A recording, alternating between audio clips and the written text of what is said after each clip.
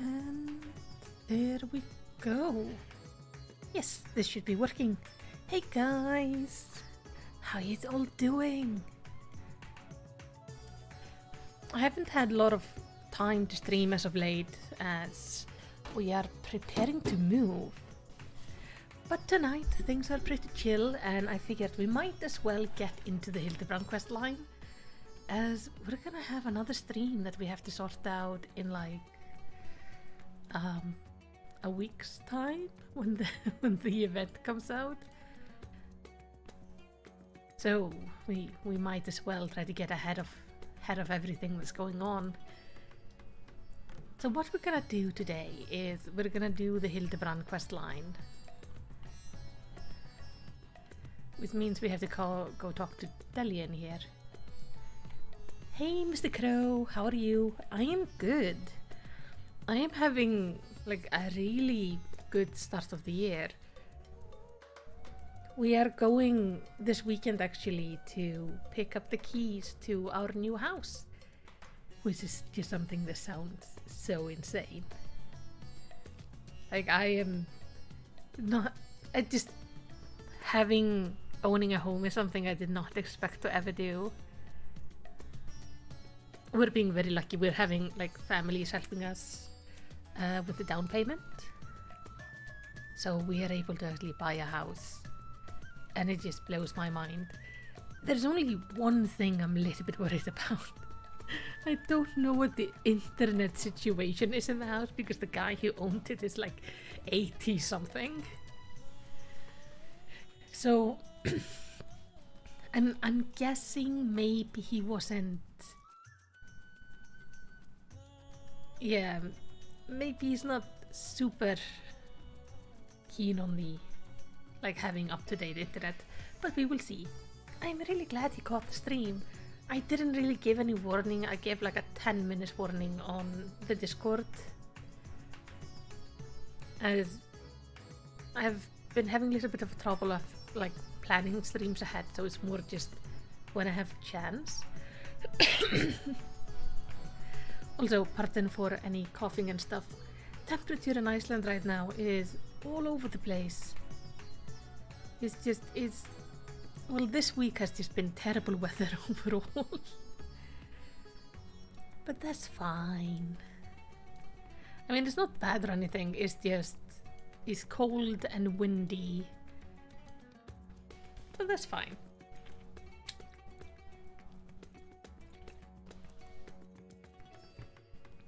Oh, you missed my last one. Oh, just want to sleep like an hour before it started. That's the issue with like surprise streams like this. I'm sorry, my voice is being absolutely terrible. Give me a second.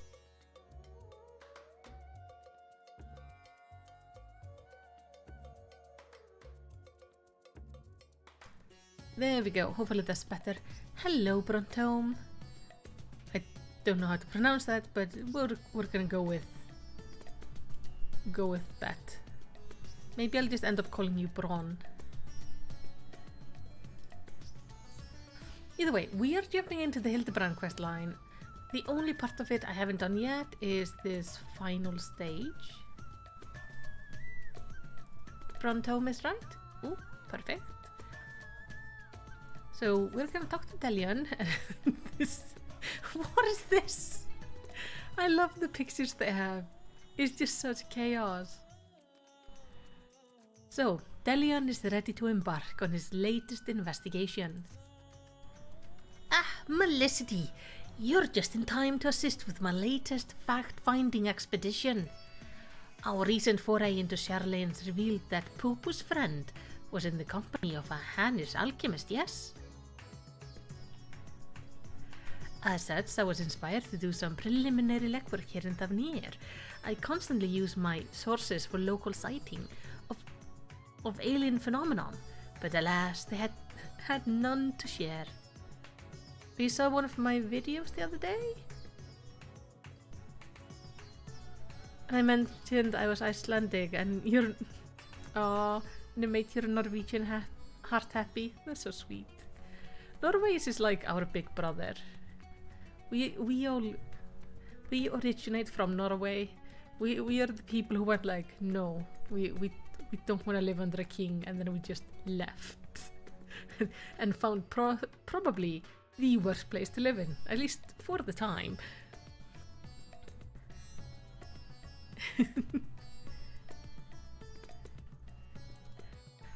I have thus switched tactics and decided to track down this alchemist fellow instead. Surely someone will have heard the tales of an apothecary bold enough to set up shop on a Garlean battlefield. The inspector and the other have been pursuing a similar line of inquiry, yet have found no leads here in the city, or at a great work. I believe they've moved their investigation to Yelemat, so I suggest we hurry over and join them. I cannot have the little blue man muddying the water when we're so close to grasping his master plan.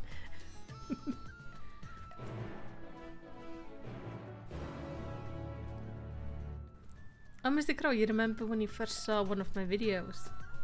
Before you made a YouTube account? Wait, you didn't have a YouTube account before that? Gosh, I've had one for ages, like long before I started like doing YouTube stuff. Just so I could like subscribe to stuff. Oh, Brontom, you've been living in the States for 5 years. Yeah, when I was younger, I wanted to live in the States. Now, as I've grown up and grown to understand a lot of things, I've decided I'm just gonna stay in Iceland. There are no brown recluse spiders in Iceland. And that was like a big part of don't have to live anywhere else. There's not a lot of dangerous animals here. Oh, hey, Poo Poo. Oh, my friend is an exceptional individual, capable of astounding feats that I could never accomplish without the help of my starship equipment. Hey, Nashu.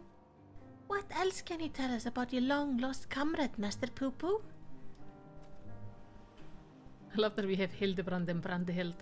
I have a feeling before we start that maybe Mr. Brandihild is not gonna stay with us.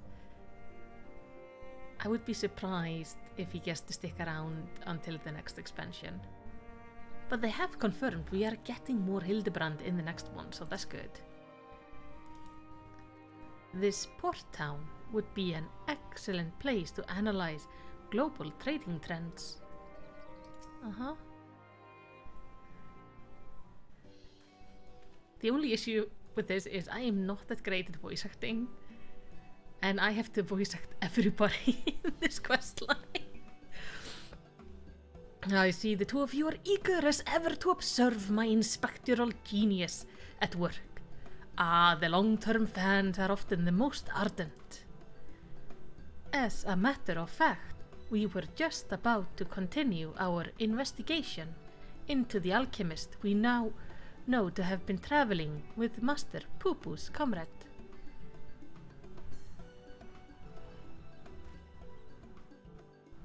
You okay?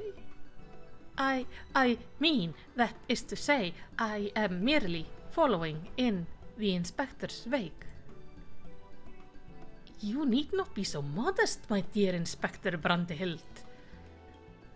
It's wrong of me to comport myself as an equal to you, all in any respect, for I am but a copy and a flawed one at that. Stuff and nonsense, clone or not, self-deprecation is unbecoming in a Mandeville man. Exactly, the things he can do are amazing. Oh, I don't know about that. It was you who saved Malicity from certain doom, was it not? Well, not quite. Pardon me. Well, not as quite as illustrious as mine. Your rapid reasoning is nevertheless quite effective. It's kind of you to accept me, rough edges and all. I only hope my meager contribution are of some small assistance. Aw, he's so sweet. Too modest by half. I would say his mental faculties by far surpass those of the original. DeLeon, don't. That's enough chin-wagging amongst ourselves, I think. Let us spread out and learn what the locals know of this adventurous apothecary. Hey! Creepy Lala! Hiding in the background.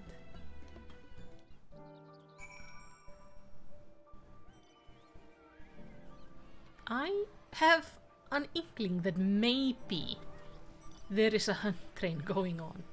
I don't know why. I just got this weird feeling, you know.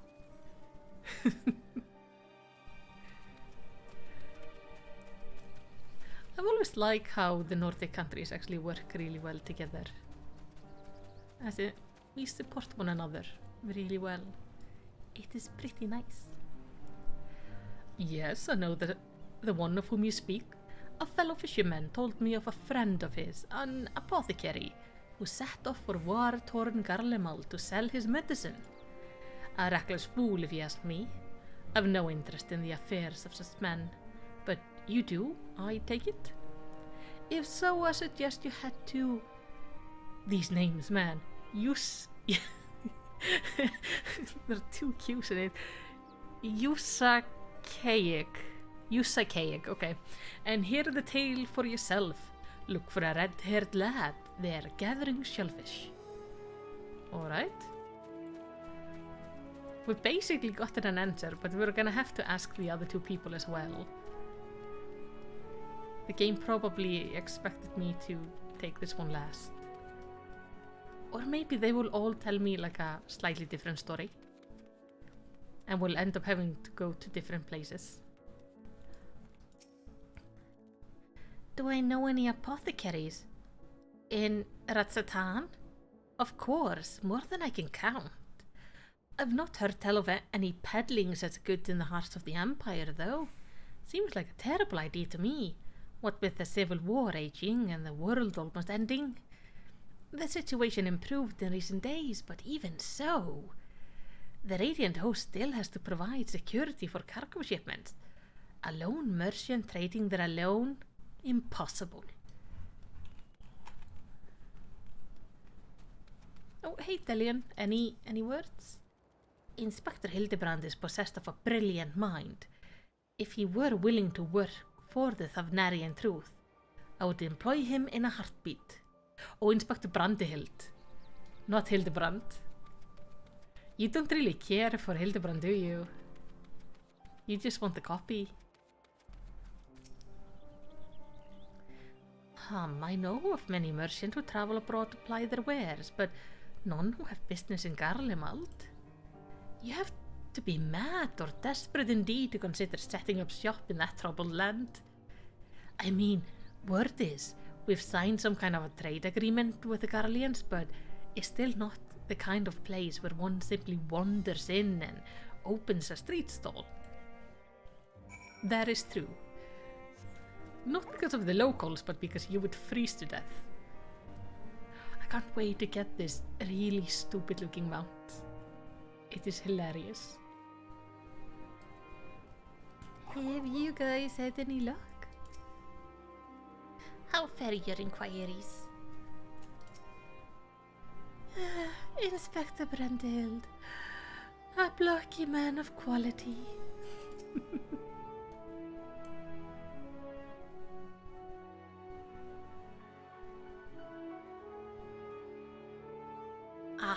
Felicity, I hope your questioning has borne fresher fruit than mine.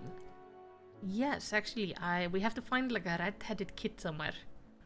Oh, a good friend of the alchemist in question, you say? Then let us gather the troops and pay a visit to this felicitous fisherman. The words they use in this game, some of them are so big and complex that I find them really challenging to say. Hey! Creepy Lala.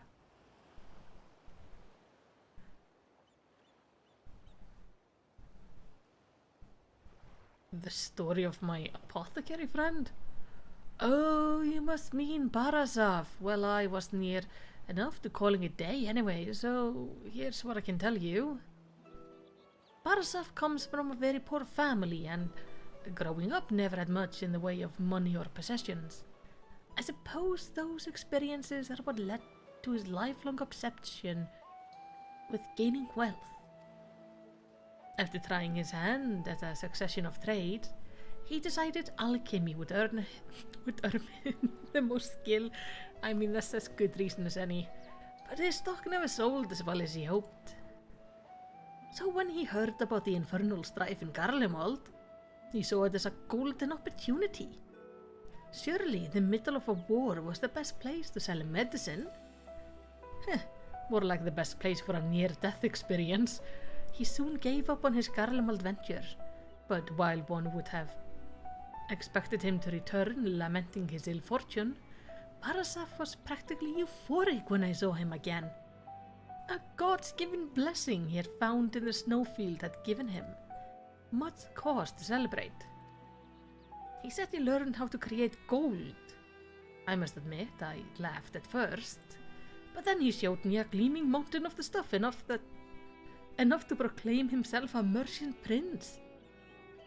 He even changed his name to Vanhuti, a word which brings to mind the bounty of the divine. Wow. Imagine getting so rich that you go like, I need to change my name just to show off. A name I've heard. He's the rising star in the markets, is he not? The one snapping up commercial ventures left and right. Yes, Vahudi has certainly made his ambition known here in Thavnir, especially when he attempted to purchase the entire port of Yetlimat. Dude! The Dockmaster declined to sell, of course, but when it comes to buying historical landmarks, a bottomless purse can open surprising doors. Last I heard, he converted the gilded area into a private abode, and has been filling it with every rare treasure his gold can secure. He pays out particularly large sums of artwork, depicting the goddess Asura. I remember him being a fervent worshipper of hers, even as a child. You never expected world building from Hildibrand quests? They like to throw in world building in the weirdest places. I have encountered much Manchuria and Margalore in Ratsatan, yet I recall no mention of this Asura. Well, that's hardly surprising. A deity of war, she is not well loved by the common folk. Barasov is different though. He sees life as a constant battle to amass wealth, and it is so Asura whom he prays for victory. Damn me if he didn't listen. The once poor boy became merchant royalty, a man far too rich and important now to afford more than a fleeting moment for a simple fisherman, even though we were once dear friends. Oh. If you'll excuse me, I really must leave it at that. These clams won't sell themselves, you know? That really sucks, though. He got into money and he just abandoned his friend? How about that, eh? Our sought-after apothecary and the upstart merchant prince were one and the same. So, before we continue further, he found a way to make gold. So he's probably using Pupu's friend's spaceship to duplicate gold. That's gonna end poorly. Probably really poorly. When the gold starts going poof. Might we assume the blessing he stumbled upon in Garlemald was a certain alien craft and its occupant? Uh-oh. Sorry to interrupt, but aren't you the hero who helped us when folk were turning into beasts? Well, some nasty-looking creature just showed up outside of town. one of our guards went to confront it, but I don't like the odds against the thing. That sounds like a case of Inspector Hildibrand. Come, friend. Let us investigate forthwith. Huh.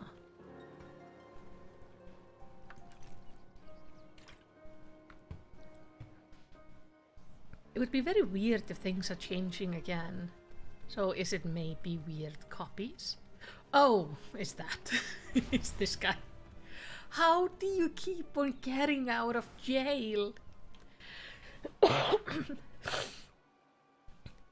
I thought we destroyed that monster. Also, creepy Lala.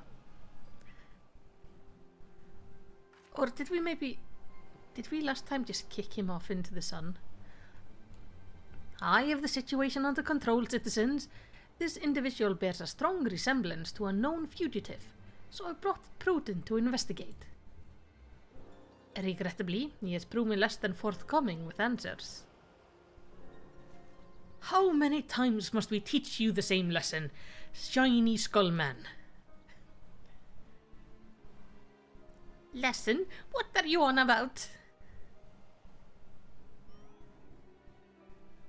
Is this a clown? Bah! Cease this babbling and get out of my way. Lord Vanuti's orders are to cause... Oh yeah. Anyway, Lord Vanuti's orders are to cause trouble at the port, and I'm running behind schedule. Uh-huh.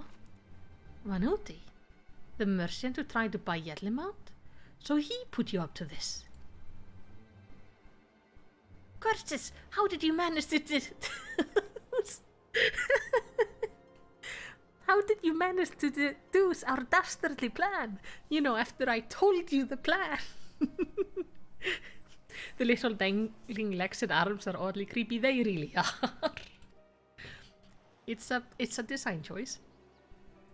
You blurted it out. Silence! No one who learns of our scheme can be suffered to live. Prepare to be squashed, meddlesome worms. Uh-huh. Hey, got burnt. Masterful. Oh, they are clones. Also, hey Abe. 3 more sinister skullmen. Was the doctor a quadruplet? It's clones, Hildibrand. Oh no. The scary lady is here.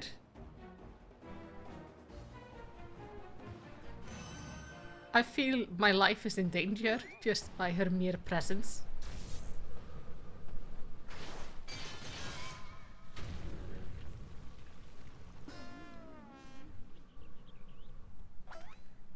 Mother?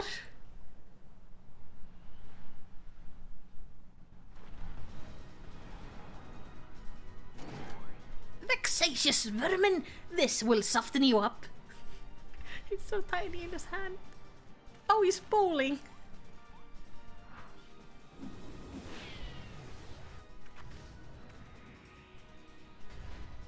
No. I have been blessed with a pan. Bah! A lucky hit.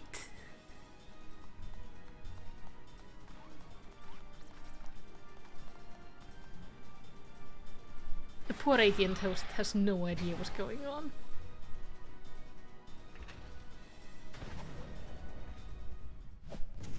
Oh no!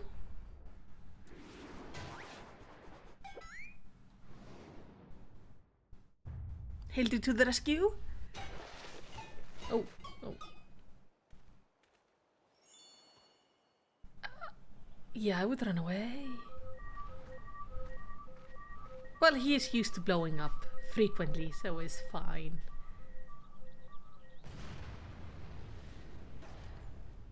Yeah, the free login campaign is back. It's really nice. One last pitch.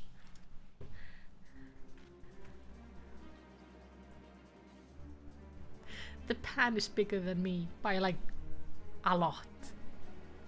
I could be cooked on this thing easily.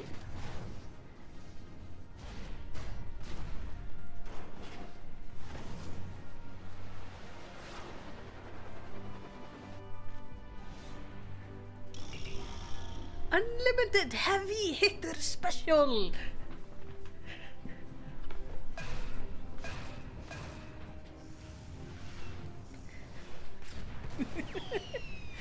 But that was my fastball!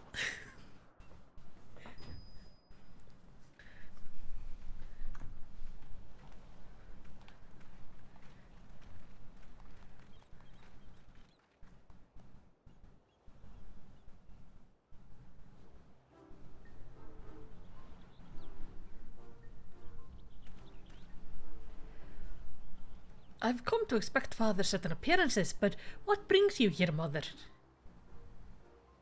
A proposition from the merchant Vanuti, as a matter of fact.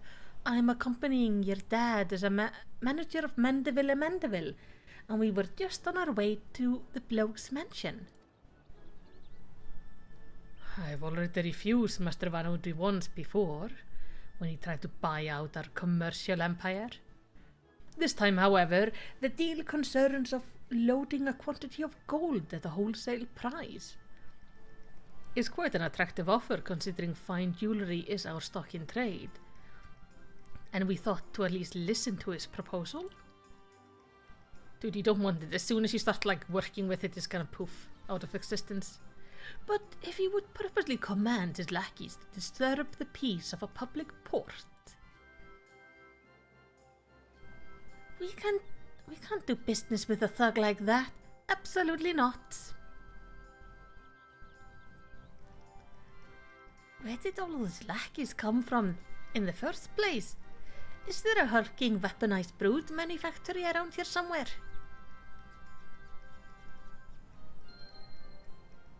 Oh, he's coming down. Oh no, it's the spaceship.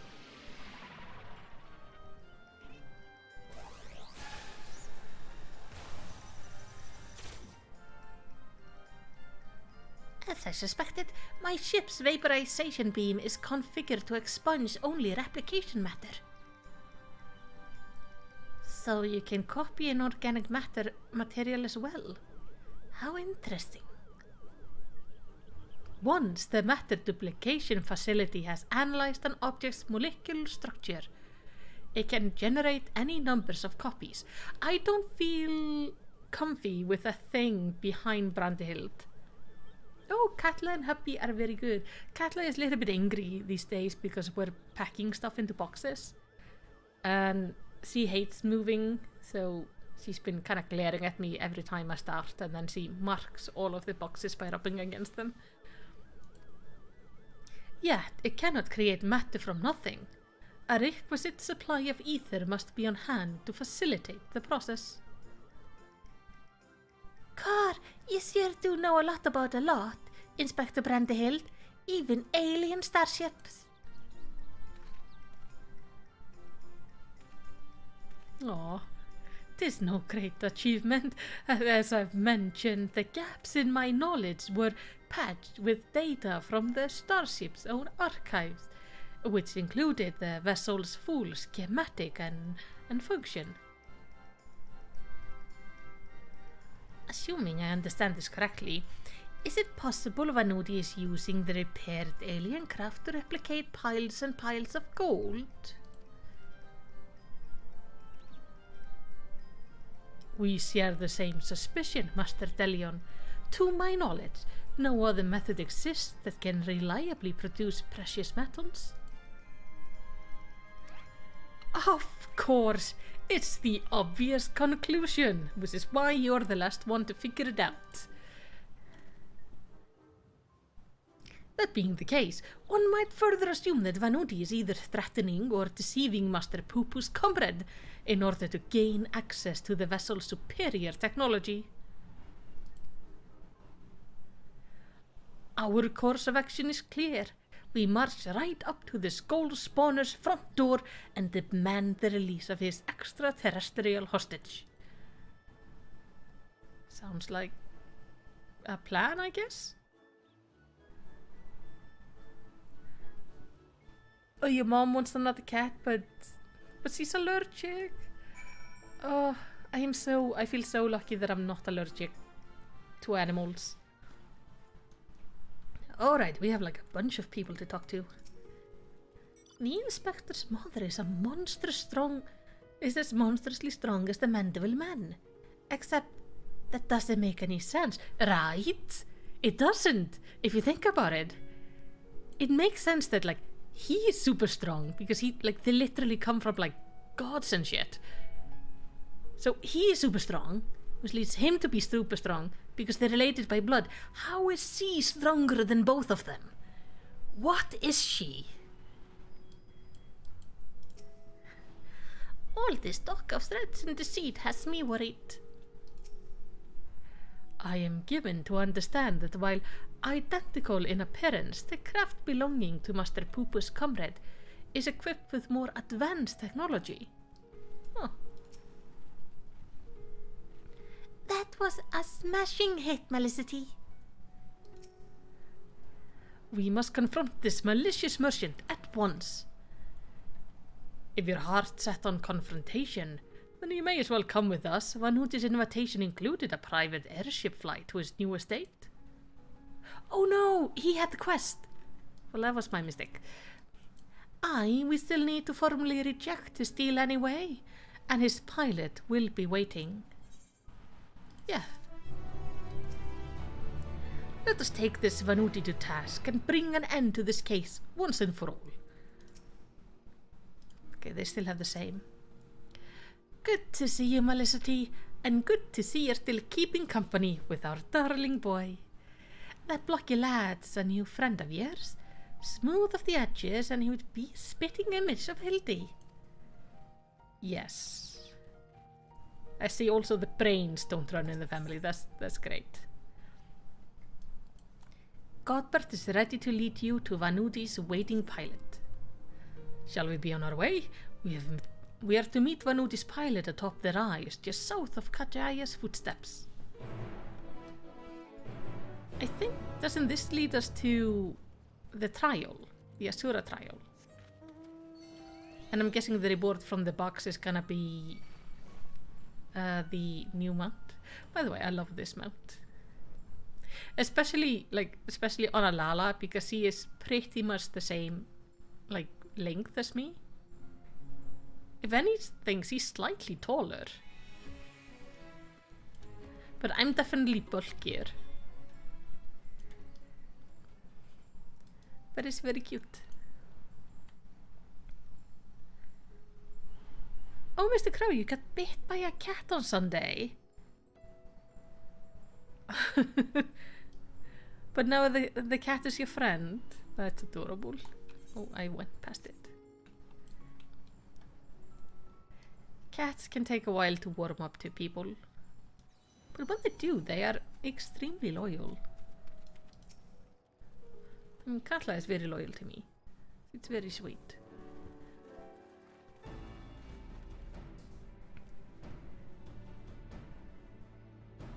Lord Cuthbert, late Julian. Yeah, you want to question like the army of people they brought? And entourage?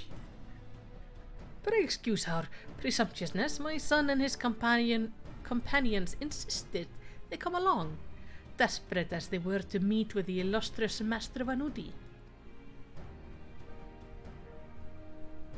Oh, do share the pictures on the Discord, Mr. Crow. I do love to see them. I see. One moment, if you please. Poor guy is like, yeah, you're gonna pick up 2 people. Like, we have 1, 2, 3, 4, 5, 6, 7, 8 people show up. Yeah, Katla is my cat. She is the sweetest little thing. She is like an old lady, or an older lady by now. I think she's like 12 or 13. But she's very sweet. She's a lovely indoor cat I've had for like ages. She is named Katla. She is named Katla because my grandparents had a cat named Hekla. which is another one of our volcanoes. So it felt fitting that we would just go down the volcano line. Lord Van Houty should be glad to welcome you all to his home. Pray step aboard and I shall take you there directly.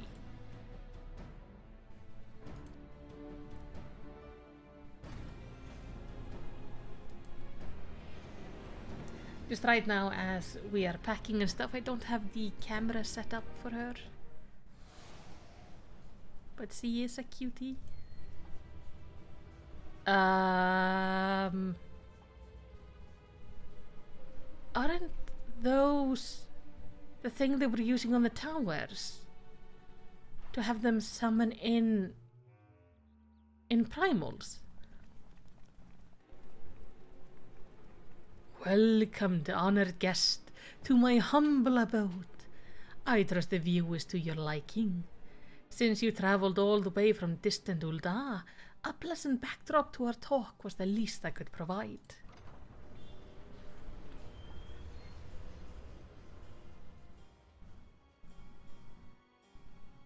That's like naming your cat Catford in English.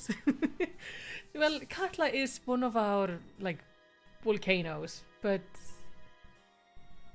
if I wanted to call her, like, if I was being clever, I would call her Kisa, because that is just kitty or cat. Though, like, sometimes I've thought about getting myself a dog and naming the dog Kisa, but people will be very confused. And what an unexpected boon is this! I had been debating when to extend you a personal invitation, but now here you are, like a wish come true. Yeah, I'm gonna bite your shins, buddy. Save your act for the Magistrate Van Houty. We know the secrets of your ill-gotten gold. You will cease this exploitation of alien technology and release your hostage into the care of Master Poo-Poo at once. Unraveled all my schemes, have you? Good. I needn't waste my breath on tedious explanation then. This is Master Poo-Poo, I presume? I do have his fellow alien here with me, yes.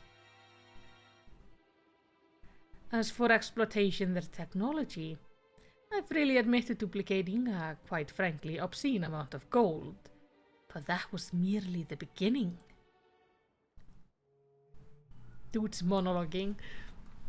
Imagine making a copy after copy of the deadliest weapon in existence. Would not the world itself be yours for the taking?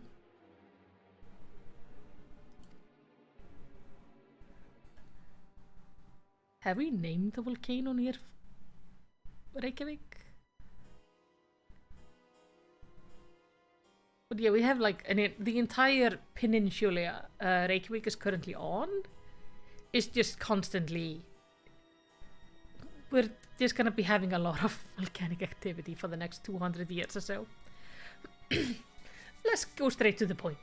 I want you at my side. With the wanted warrior of light at the temple for my clone army. As the template for my clone army, we could conquer this and every other land in creation. Dude, I could bite your knees in multitudes. You know, that's not a bad idea, actually.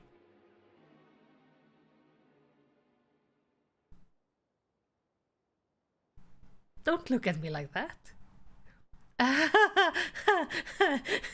A splendid jest, my friend. Who said I was jesting? Splendid and not at all indicative of a suppressed megalomaniacal ambition. Just, yes.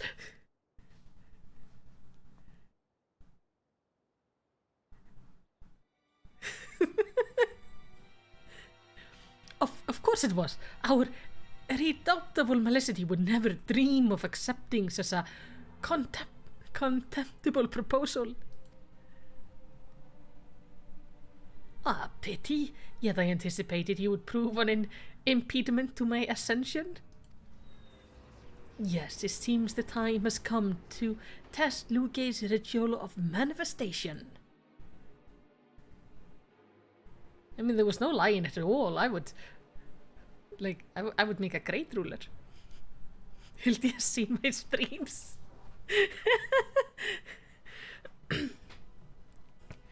All was prepared long in advance of your coming. This tower holds not only mundane treasures, but also the caches of crystals. Yeah, you are summoning shit. As for the requisite congregation of worshippers, well, I had all but to clone myself, after all. Who's more devoted to my cause, and my goodness, than me. Aha. That's actually kind of clever. He's smart, I like that.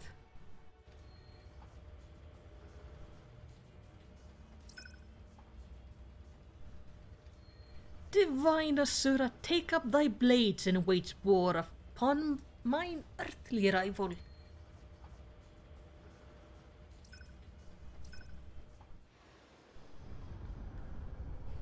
So basically he's made copies of himself that he's now torturing to summon Asura.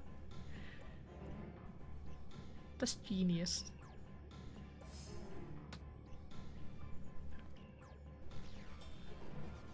I'll deal with it. Nay, Hildibrand, against the primal we may be more hindrance than help. We dare not remain within his sphere of influence.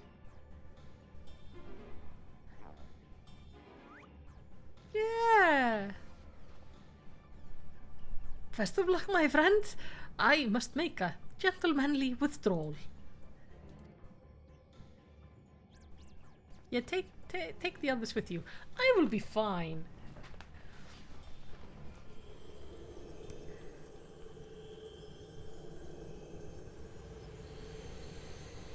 Yeah, this set of Hildibrand stories has been extremely well written. I have really enjoyed them. Oh, she is pretty.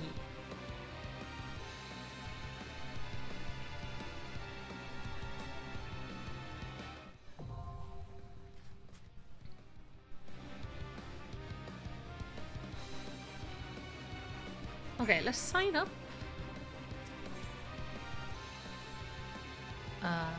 Yeah, Gilded Area. Okay, so while we wait, let's talk. You won't be joining us at Mare Trial. Yeah, I heard you, saw you talking about it, so I figured I wouldn't be dragging you into it. It's a very pretty battlefield. Okay, I'm gonna try something. Oh, okay, I don't have to try it. So basically, if you're thinking on the whole volcano thing, if you look at the map of Iceland, where you can see the capital, there's like a whole peninsula. That peninsula is pretty much all of it is an active volcanic zone. And that's the area that has gotten like super active right now. And basically, the scientists are telling us like, oh yeah, this area goes into like periods of activity and then sleeping, and the periods of activity last around 200 years or so. So I'm gonna move. I'm moving away. I'm moving to the other side of the country. And on battle I do not want to live near all these earthquakes anymore. I had quite enough. So we're just gonna. Oh, maybe I should actually use. Will you dodge or will you bleed?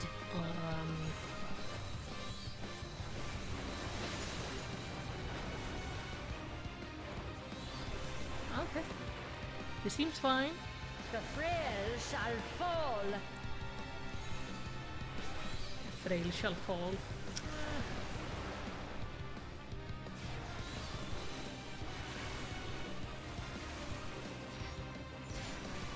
You've not time to blink. She is having surprisingly few mechanics going on. What does this do? What is this? Oh. I mean, it doesn't mean that I'm not gonna die, but Tremble before the might of the minutiae. Come forth, Stand with everybody. embodiment of carnage. Revel on the bloody field of war. The spirit of battle awakens. Sharp is the lesson.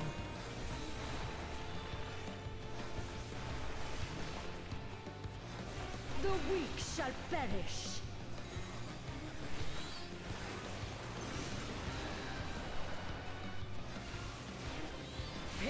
I mean, it's visually really pretty. Feels kind of slow.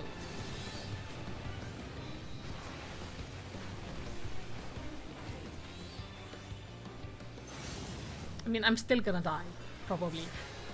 Though, we definitely will know it's probably an easier tile if I don't die. Because if there's anything I do, that is, I die. Just run here.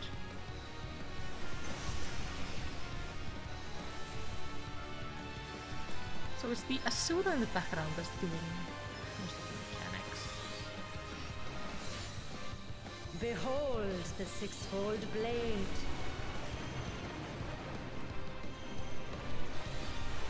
Okay.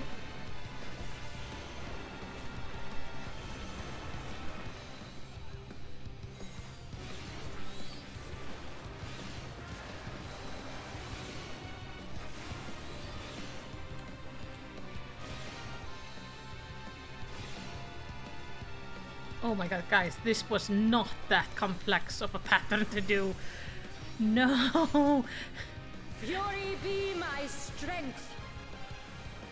I'm extremely concerned right now. I will scatter your bones. Okay. Stand here, move here.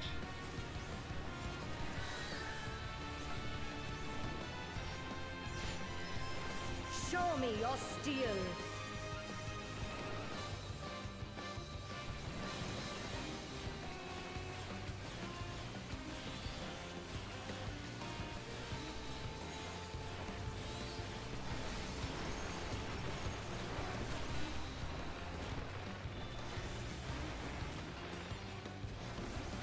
Integrate these over there.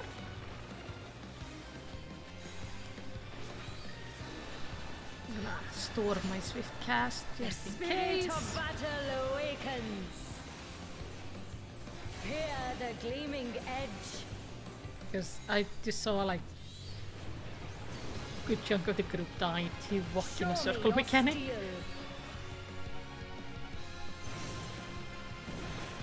Oh. Oh, she moves. Okay. Okay.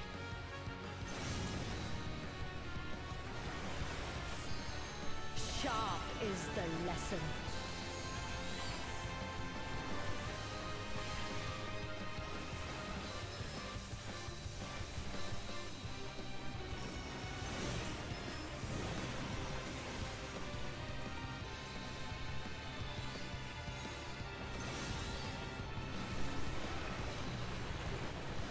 Unmerciful light shine upon you.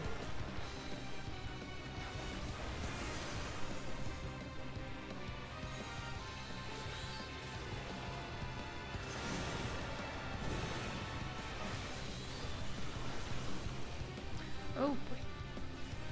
That's converted.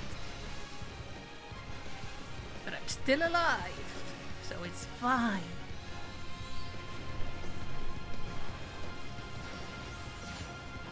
Behold the six-fold blade. Okay.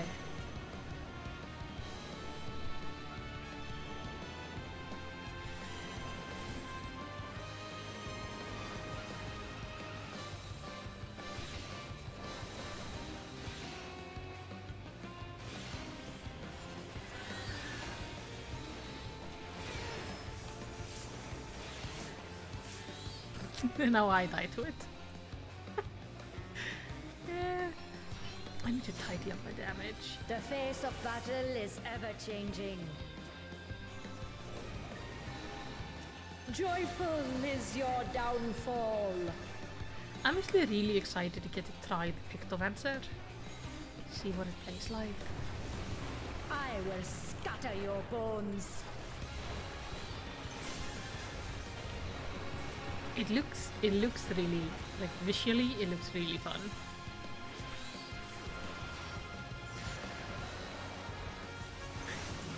No, it was not that hard of a pattern. Not all ape.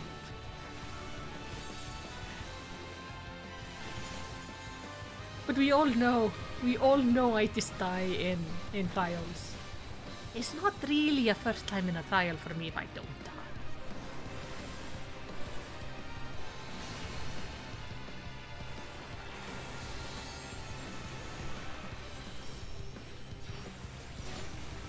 You've not time to blink.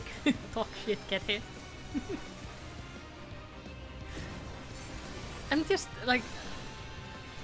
I'm just rusty because we haven't been raiding. That's it. I'll blame you for this. We've just been doing Eureka. I'm leaning towards Pictomancer for the next expansion. But gonna have to see like how it plays. I kinda need a job that has a very preferably simple but also semi-static rotation. Like, still my favorite job is the dancer, but the issue with the dancer is that it's so many procs. My eyes keep on staying in this area, and if I do that, then I don't see anything else.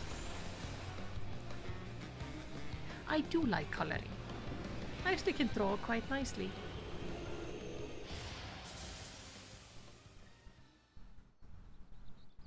That felt like an okay fight. Nothing great, but nothing terrible either. Commendation to anybody? Or not?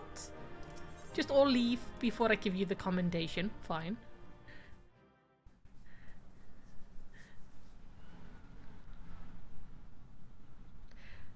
The most exciting fight ever.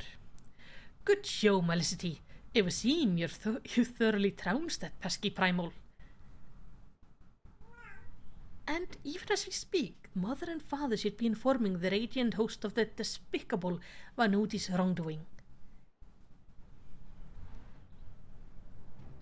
I think he's making a run for it.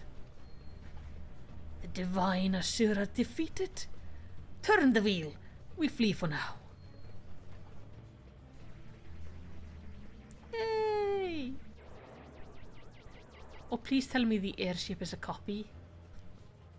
Who's flying the starship without my permission?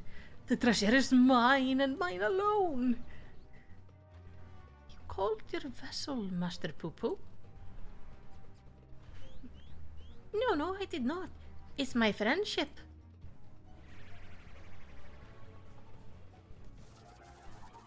Please, disintegrate the airship. Oh! He just blew up the airship. Well, that works as well.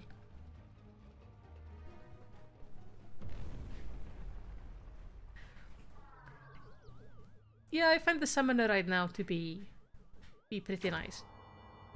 Usually when I'm streaming or doing like dungeons and stuff, I tend to play a white mage.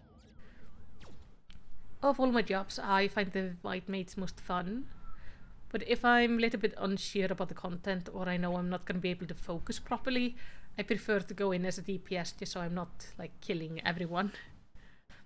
At last, the moment of sweet reunion is at hand. I'm so relieved to see you safe. Likewise, my friend. But why did you open fire on the airship? Did the man help you after your crash? He did at first. He pulled me from the wreckage and saw that my vessel was repaired. So in return I replicated whatever trinket he desired and taught him the basic of starship technology. But that resolved to be a terrible error in my judgment. When I was infected by one of his star-unique pathogens, he took advantage of my weakened state. He seized my ship, flew me out to the jungle and then left me to die. Slowly, agonizingly, I was able to synthesize a cure for my affliction, and then I came back to reclaim my property. This experience has led me to conclude that the dominant sentient life form here are dull-witted, cruel, and entirely unsuited to peaceful cohabitation. We must launch a full-scale invasion. It is the only way to guarantee our survival. No. No. They are not all like that. These ones have been nothing but kind to me. Oh yes, they're all smiles until they laser you in the back. We have to strike first before you show the true colors. You know, I'm not sure Poo-Poo's friend understands that I can... Okay, he's shooting at us.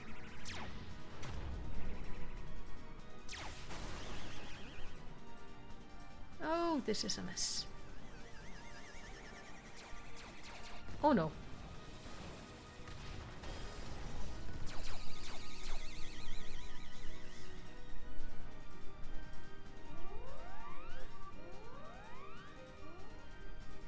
The ship's reactor core has been breached. If it explodes, everyone in the vicinity will be atomized. And we're all in the vicinity. We should maybe move. Oh, is Brandhild gonna do like a heroic self-sacrifice or something?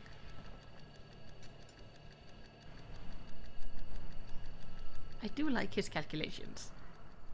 It's really cool. Think, damn it. Think.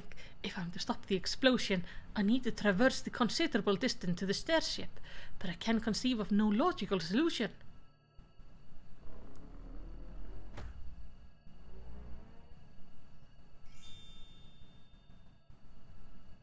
Oh. We're gonna do like the spinny throw thing?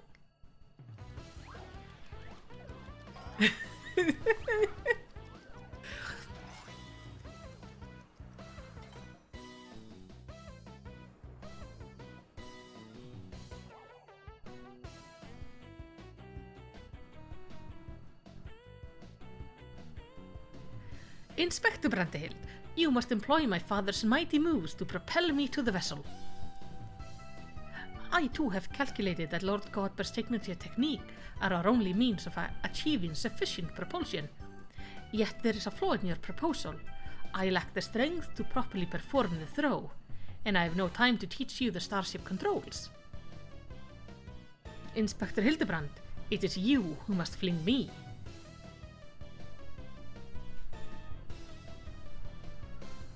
This will be the first time he gets to fling somebody.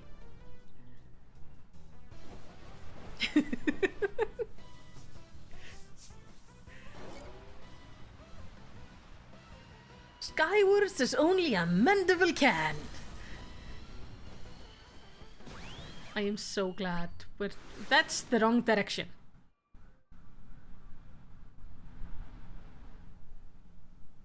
I lost my grip.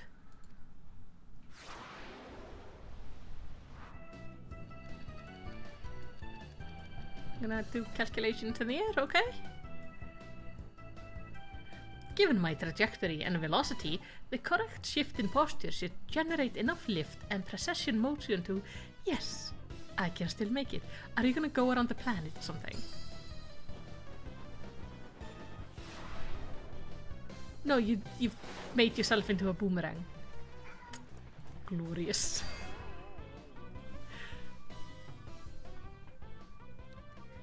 I like that with a game that has a stark quest lines like this one has, then they also have the absolute absurdity of Hildibrand.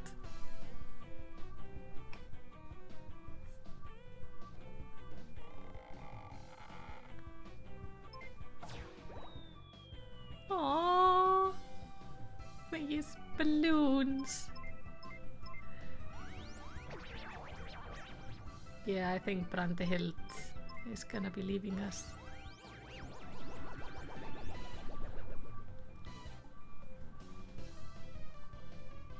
It's too late. The reactor is going critical. There's only one way to save the day.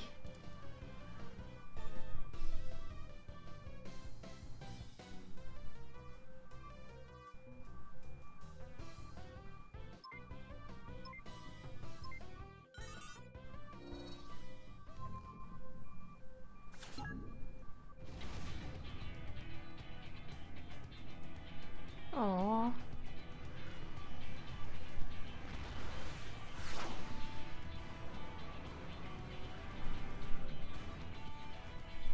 Inspector Brandehild! Our brief time together was more than any defective clone could ask for. Be well, my friend.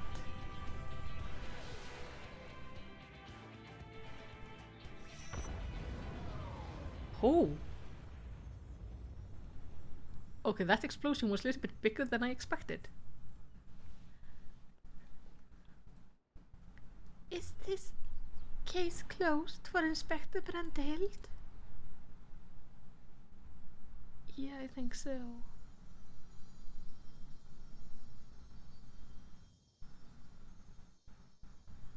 It's kind of pretty. Nay, my loyal assistant. As a chip of the old gentleman, our dear Brandehild has surely survived to tell the tale.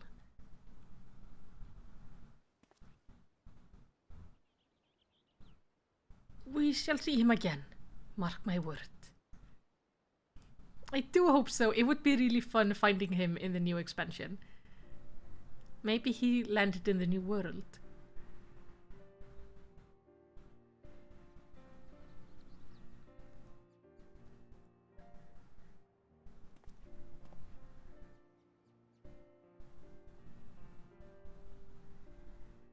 You rescued me, even though I tried to incinerate you with high-intensity plasma blast.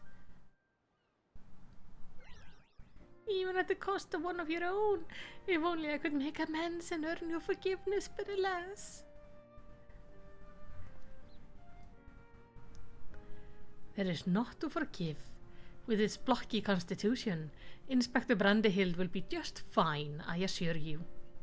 As a friend of Master Poo-Poo, you're a friend of ours. And what are a few minor plasma burns among friends, eh? I mean, true, he does have an assistant that blows him up. Regularly. Our home planet, it was lost to the phenomenon you call the final days. We survived only because we were away exploring the cosmos at the time. Our exploration, which had therefore served no purpose but curiosity, shifted to search for a safe haven. We visited countless stars, but all had succumbed to the same insidious ruin as our own. Growing desperate, we decided to settle on a suitable refuge we could find, whether it was populated or not. If the native beings were hospitable, we would live peacefully among them. If not, we were to prepare to claim a new home by force. So it was that I arrived at a miraculous planet, lulled by the apparent absence of metaphysical chaos. I plundered into a mundane war zone where I was promptly shot out of the sky. The rest you already know, having fallen behind during our search. I hurried here when my communication received no answer. That was when I met you, Inspector Hildibrand. Those touched by the despair of the final days are reduced to beasts. Given our savage willingness to invade your star, it would seem that, in a sense, we fell prey to this despair after all. Fortunately, my encounter with the generous people throughout brought me to my senses, an outcome which I am profoundly grateful. I wish they were different colors so I could more easily tell them apart, because they are identical. That said, there is somewhere else for us to go. Would it be too much to ask for us to live here on your star? Yeah, sure. Well, of course you may stay.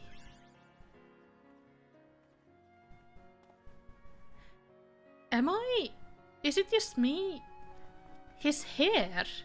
Has his hair always changed when he gets blown up like this? I don't remember these strands kind of sticking out of his hair.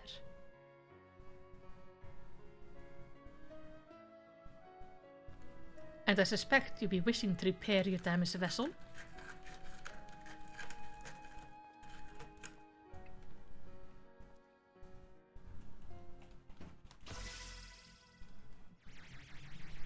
Oh, vessel seems to be fine. Oh no!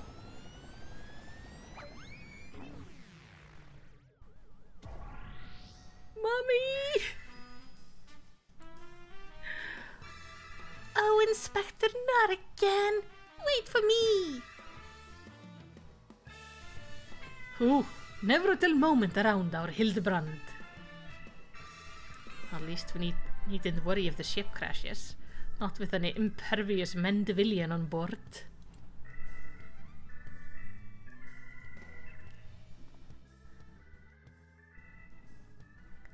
Was with me and haircuts? Hey, you cannot blame me when you show up red-headed to our Eureka stuff. It's just no. It was made clear to me that Lord without an heir of his own passes the name to an adopted child several generations ago. Oh.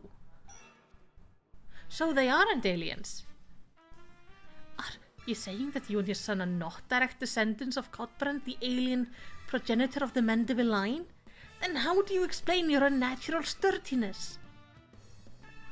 When it comes to building strength and perfecting gentlemanly technique, it's not one's lineage which matter, but rather the unbending conviction within one's heart.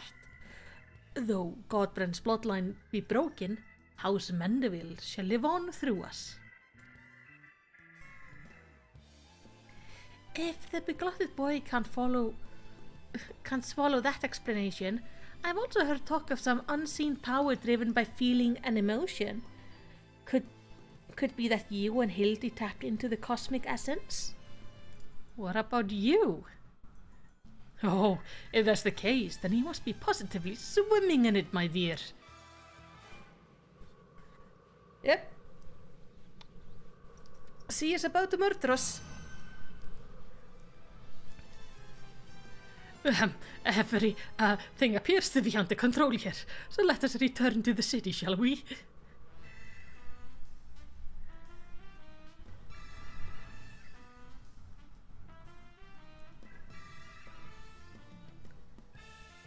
That woman is terrifying. You're drinking tea. Once more I find myself hurtling at superlative speed towards an unknown destination. Another day, another thrilling case for Hildibrand, agent of inquiry, inspector extraordinaire.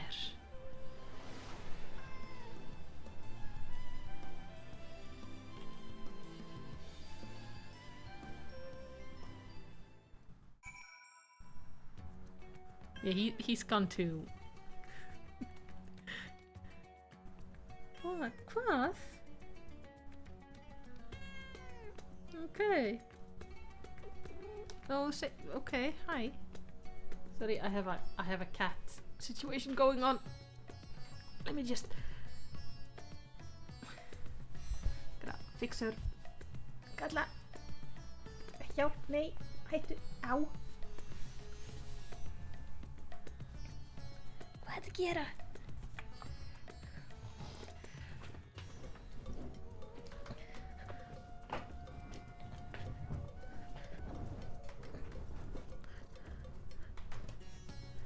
Give me a second while I sort out the cat. I'll be with you in a minute.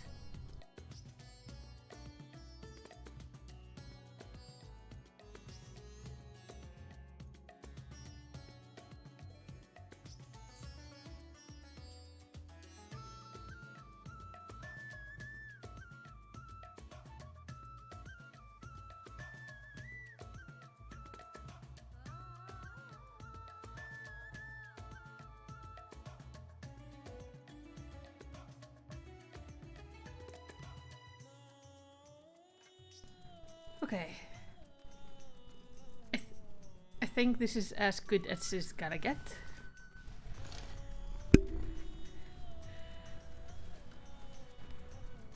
I apologize if she erupts against the mic. That might happen.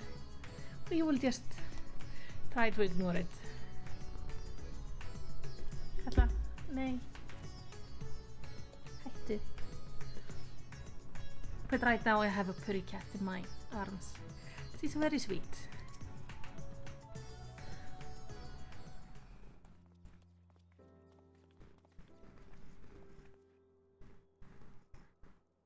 Thanks to the enlightening conversation with Master Poo-Poo, on the way back, I believe I have the answer required to proceed with our weaponsmithing project. I trust the endeavor yet holds your interest, praying for Master Gerald of your willingness to assist, and my hammer and I shall make all haste to the High Crucible. And with that, I bid you good day. Thank you all for looking out for our beloved son. I'm sure him and the blocky lad will be back for more cases before you know it. Are you two gonna keep the aliens? No, okay. They're gonna go somewhere on their own, I guess.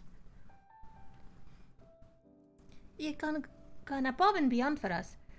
So I would like you to have the one replicated starship we made. It doesn't have the duplication facility or other such technologies on board, but it will carry you through the skies. Use this key to call it whenever you wish. Lovely. Always happy to get one of those. As for the two of us, we've decided to get to know our new home better by embarking on a journey of exploration. And so this is where we must say our farewells. Thank you for everything. We are fortunate indeed to have met you. Aww. Cuties. They're gonna show up in some weird place. It seems Poo-Poo wasn't planning on invasion after all. He even tried to stop his friend from launching an attack. I'm calling an end to this investigation, Melicity. Your unfailing support during this entire ordeal has been most appreciated. Oh yeah, we used to have, when I was on Twitch, because on Twitch you get like points, you could redeem them and I would give her a treat on camera. We will do that again later. It was very cute. Thanks to you, I was able to observe the inner working of Charlene and even travel to the surface of the moon in search of the truth. And when my own conspiracies threatened to blind me, you were here to open my eyes to the true shape of things. But this world yet harbors its share of strange and inexplicable, not the least of which is the source of Hildibrand's impossible physiology. If not alien, then perhaps he's the product of hyper-advanced civilization from the distant past, the descendant of some gruesome biological experiment. Some need to plumb the depth of these unexplained phenomenon, and I am the very man for the job. Oh yeah, I used to sing for you guys sometimes. I always thought that was really funny when you would redeem it, because I can't sing for shit. And I would just sing you basically children's songs.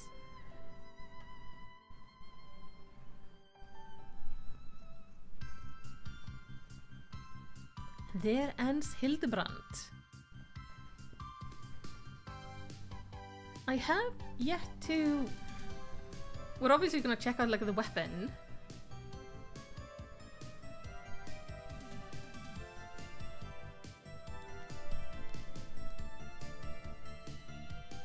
Yeah, I'm not gonna sing this for you. They always have like the best outros.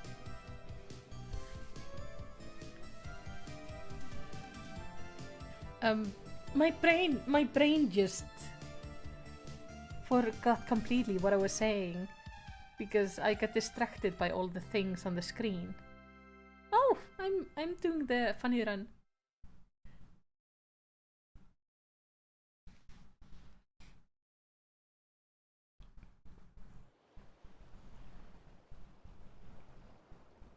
Oh.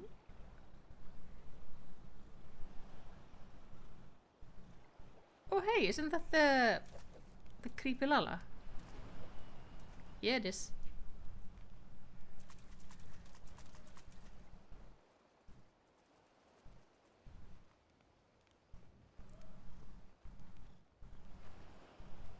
He's working out. Okay.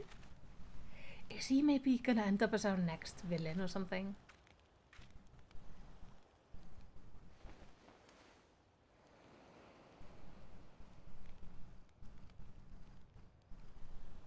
Oh hey, Hildy.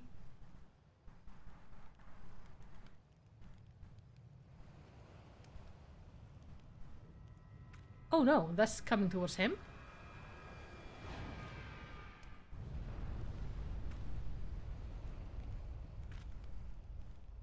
Ah.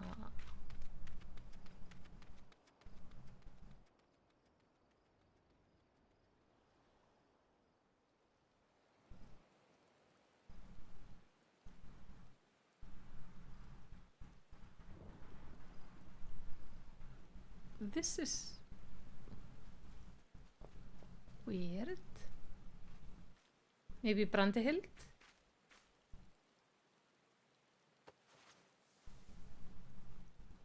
You're gonna... Oh, you're hiding behind the branches, of course. Oh, it is Brandehild. Yay!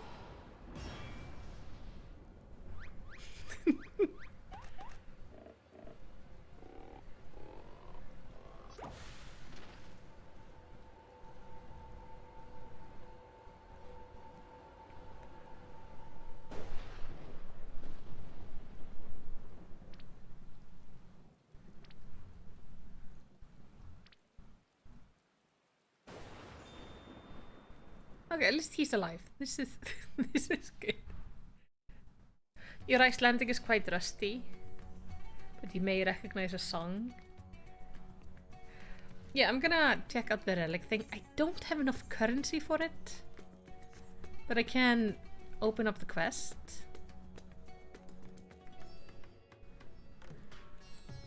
And then maybe we might do... How long is the quest line for Tataru? Where am I going?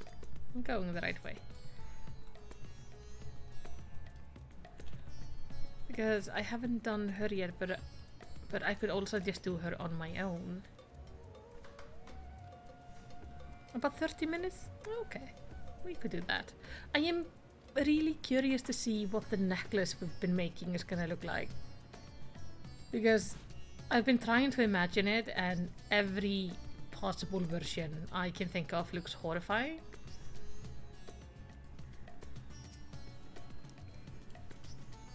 Yeah.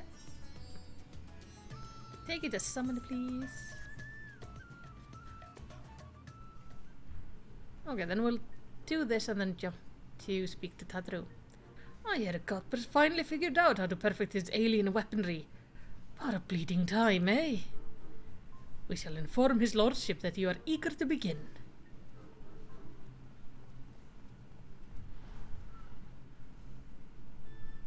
Uh-huh.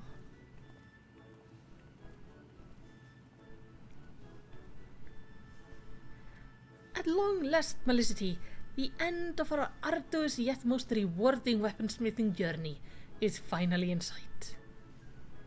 And a bloody expensive journey it's been. That's why I'm here not as a dutiful wife or doting mother, but as a concerned senior partner of Mendeville and Mandeville. Our company's footed the bill for all sorts of extravagant materials and expert assistance, not to mention the rent we're paying for these high crucible facilities. Even if this is the final stage of the process, that's the only one mendable weapon out of how soddy many? Our side business is in the replica weapons ain't exactly booming neither, so I reckon I needed to come and gauge the value of the continue this adventure with my own two eyes. Oh boy. Yeah, maybe Godbert, you should have made me do some more of the work. So let us offer our full cooperation to my business partner as he oversees the proceeding. Ha! Now there's a sight. Seems his lordship locked his cocksure composure. What happened, Godbert? Weren't you just telling me how your ridiculous wealth made you free to craft whatever you please? I'd be on my best behaviour if I were you, Master Geralt. After all, your considerable remuneration is one of the main expenditures Lady Julianne will be scrutinizing. Ooh. Let us move on to the topic of armament augmentation, shall we? Unsurprisingly, the key to the perfect weaponry lies in the application of the perfect oil, a substance known as the ultramendeville. This superlative lubricant. Why are the words all so big? My mouth does not want to pronounce these. Anyway, the lubricant will serve to maximize the ethereal conductivity.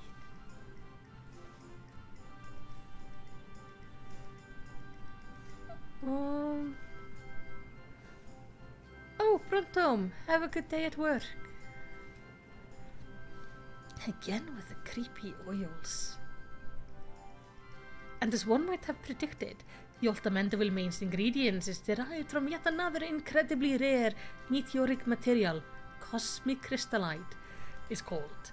When it came to the method of extracting said ingredient from the meteorite, however, my ancestor Alex was conspicuously devoid of instruction. Thus did I consult with Master Poo-Poo. Thanks to his encyclopedic knowledge of alien civilization, he was able to furnish me with a requisite technique. I must say, it's a rather unorthodox process, and one I cannot complete alone. I shall necessitate the involvement of everyone present. I don't like the sound of that. What foppish nonsense are you meaning to foist upon us this time? Oh, nothing too terribly taxing, I assure you. All shall be explained in due course. Ere we can begin, we must tend to the tedious chore of procuring crafting materials. Oh, but I don't have it. Shoot. Oh yeah, it's gonna change my appearance. Okay. We are gonna go talk to Tatru. Oh yeah, fishing in a Final Fantasy is quite nice. Especially like the ocean fishing that Ape's about to go do. It's basically every 2 hours. You can go ocean fishing. And it's basically a group fishing thing. It's really fun. I could join you now, but I've already got my points. And I want to do the Tatru quest line, and then I'm gonna relax. But I want to see what we made for Tatru. But I got my 8,000 points last night. There it is. Medina seems eager to share something with you. Melicity, I have wonderful news. Thanks to your tireless deliveries, we are now overwhelmed with orders. Mr. Tatru's plan was a success. That's great.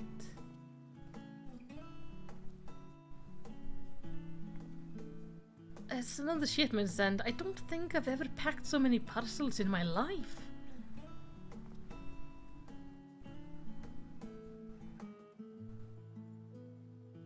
Do I know him?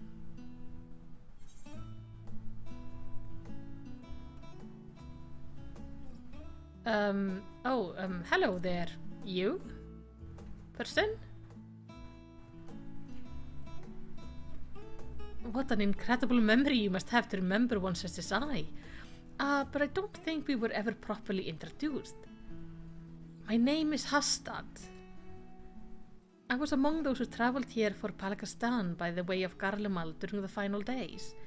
You and your comrades ensured our safe arrival. Ah. That's why you look like vaguely familiar. I've been working at Tatarus boutique with Medina and Varsaruch. These names, man, are killing me. I'll buy it behind the scenes. It's rather that I have occasion to visit the storefront. An unfortunate side effect of the constant demand on all of our staff, though I think we would all agree that the hustle and bustle is for the best.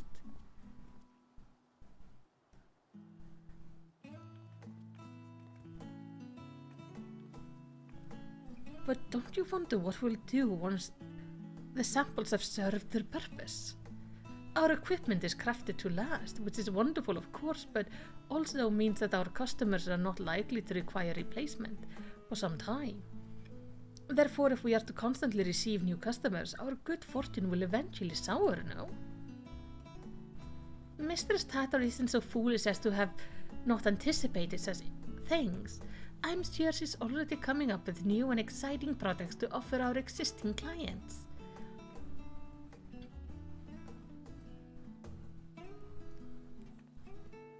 Actually, I have an idea of my own. For a new product, I mean. In fact, I presented it to Mr. Tataru just the other day. A new uniform to outfit the academics and researchers in Charlayan. Oh, how enterprising. And what did she say? Well, she seemed hesitant, which I could only interpret as a reluctance to hurt my feeling with an explicit rejection. But then she told me to look into it further and draft a formal proposal for review. That's wonderful, Magina. When she said to look into it further, did she mean for you to conduct some manner of market survey of the academics and researchers? Just so, but, well, some are involved in such sensitive work that simply approaching them is out of the question. Which is to say, my petition is to enter Labyrinthos was denied. Instead, I decided to try the studium. Secretary Mehmet was only too happy to schedule a meeting with an academic representative. But now that I've come down to it, I'm feeling ill with nerves. If it were on Mr. Stataru's behalf, it would be different, but this was my initiative, my idea. I would have offered to accompany you, but I have to mind the counter. Which means I'm gonna have to go. Guys, we are going for shopping stuff. Perhaps you could offer Magina your support? Sure. I've gone up to the studium a lot. I don't really make appointments, I just walk in and demand people talk to me. Oh, thank you. Can I come as well? I would like to start thinking of what supplies we need for our artisans once your plan is approved. Oh, of course. Well, then to the studium we go.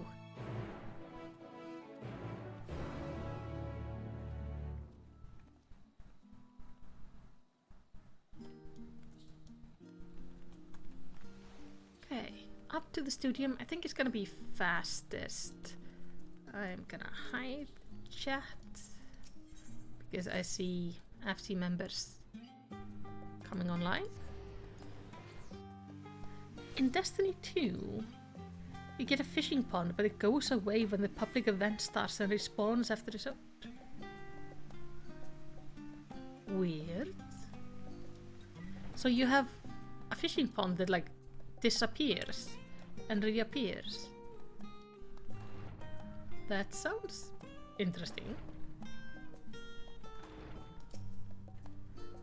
In Thavnir, a man of science is almost certainly a practitioner of the alchemical art, but these scholars pursue all manner of disciplines, some less practical than others, from what I've seen. Yes, that is true. This building might well be a temple for how austere it feels. I'm glad I have your company. I was told Ki Aleppo would be meeting us here. I'm sure they will be along shortly. Oh, I'm very close to her. We're friends. This is gonna be fine. She's lovely.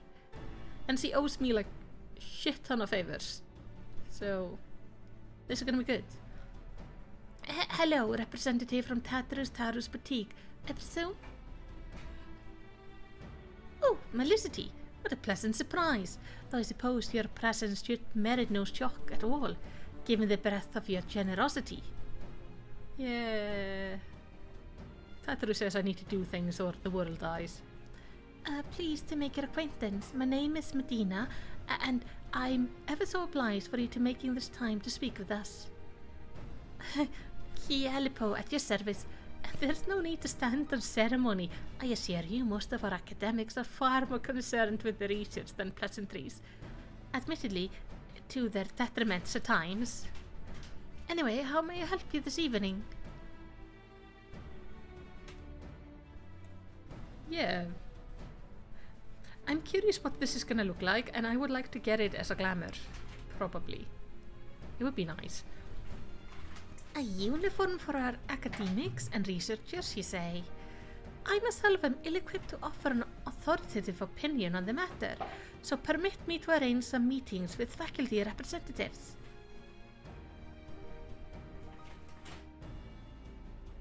Please make yourself comfortable in the auditorium while I go and summon a few of our more personable personnel.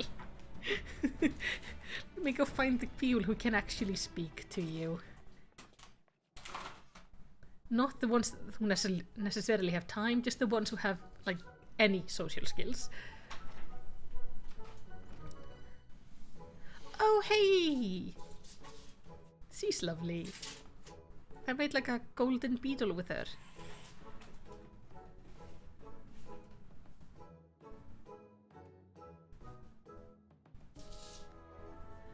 Well, in the Faculty of Archaeology, we spend most of our time trapezing about ancient ruins, which often end up ruining our clothes, if you'll pardon the pun. An outfit durable enough to handle extended use would be welcome, but it would need to be lightweight and breathable as well. Equatorial deserts can be most taxing, but then again, you would be surprised by how many relics are hidden at the bottom of lakes, and northern waters can get quite chilly. As it stands, my colleagues and I throw on any old thing from our fieldwork, whatever we have on hand that is suitable for the condition, with the understanding it may need to be disposed on afterwards. Poor Boric works his fingers to the bone as it is, and if Professor Namono caught me shopping for fancy clothes instead of interns, he would be the one dressing me down. Misplaced priorities, never mind the tight budget. None of this is what you were hoping for, I realize. Oh, hey, Bricktor. Thank you for stopping by. No, thank you for your candor. It's true, new kit can be rather expensive. We must ensure our prices stay affordable. Could they not sell, like, be able to switch out things in the kit? The ideal outfit for astronomers? I helped him find, like, a missing star. Wait. Fjöramir mentioned something about fashion recently. When we were stargazing. What was it? It's not the clothes that make the man, Jude, but the man that makes the clothes. Yes, very lovely and poetic, but I haven't the foggiest what it means.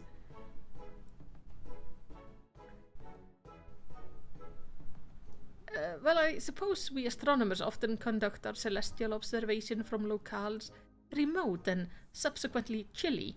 You know, mountain tops and the like. So, something warm? If warm is truly their only requirement, then I think it's safe to say that this is the opposite of an untapped market niche.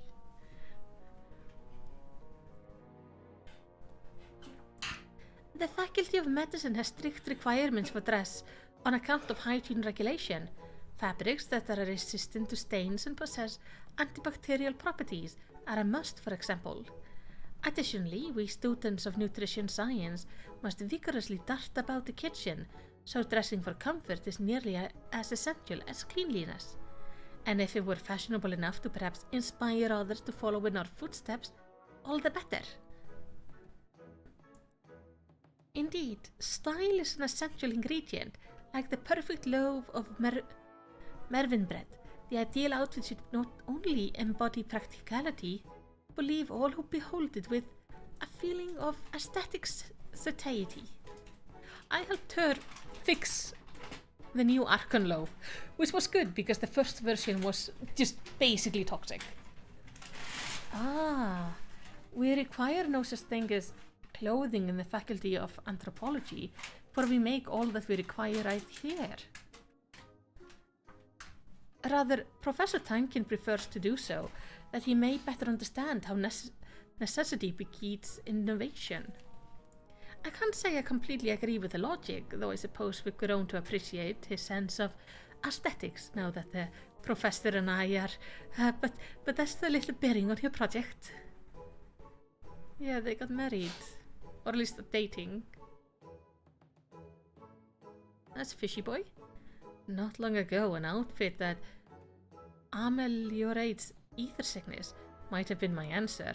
However, thanks to the Faculty of Medicine miraculous, if experimental treatment, I no longer have such a need. What more, I don't know if I would bear to don anything but this professorial gown, at least for now. I worked so hard to earn it. Yeah, this is not looking like a... I don't think a singular outfit is gonna be the answer here. You might need to make like a line of outfits tailored to the different groups. Well, how did it go? I don't know, to be honest. Everyone has such different preferences that I'm not sure if it's even possible to satisfy them all. I fear concern. The students' faculties are filled with opinionated individuals, each with their own peculiarities.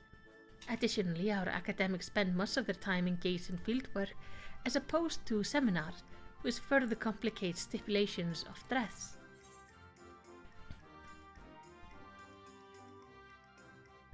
You know, academics sound just as unique as adventurers.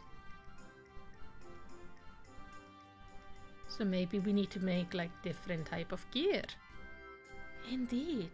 It was naive to assume that one type of uniform could account for the need of all academics. We had best return to the boutique. Thank you for your assistance, Mistress Alipo. If she could make something with like an overarching style, that like a theme to the set, but it being able to be mixed and matched based on like what people require, I think that would work. And I truly thought I had a good idea. Oh, you do. You have a great idea. You're just thinking too small. No doubt Mistress Tadru knew its folly, but had me research it regardless, so that I might reach the conclusion on my own.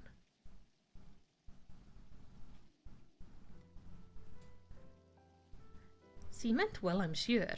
See how the hardship makes you strong?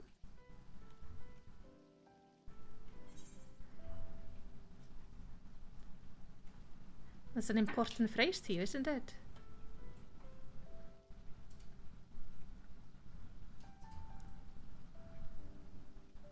Indeed. It comes from the teaching bestowed upon us by the old gods. Many hands held fast to these words and their wisdom during the final days, so that not to give in to despair.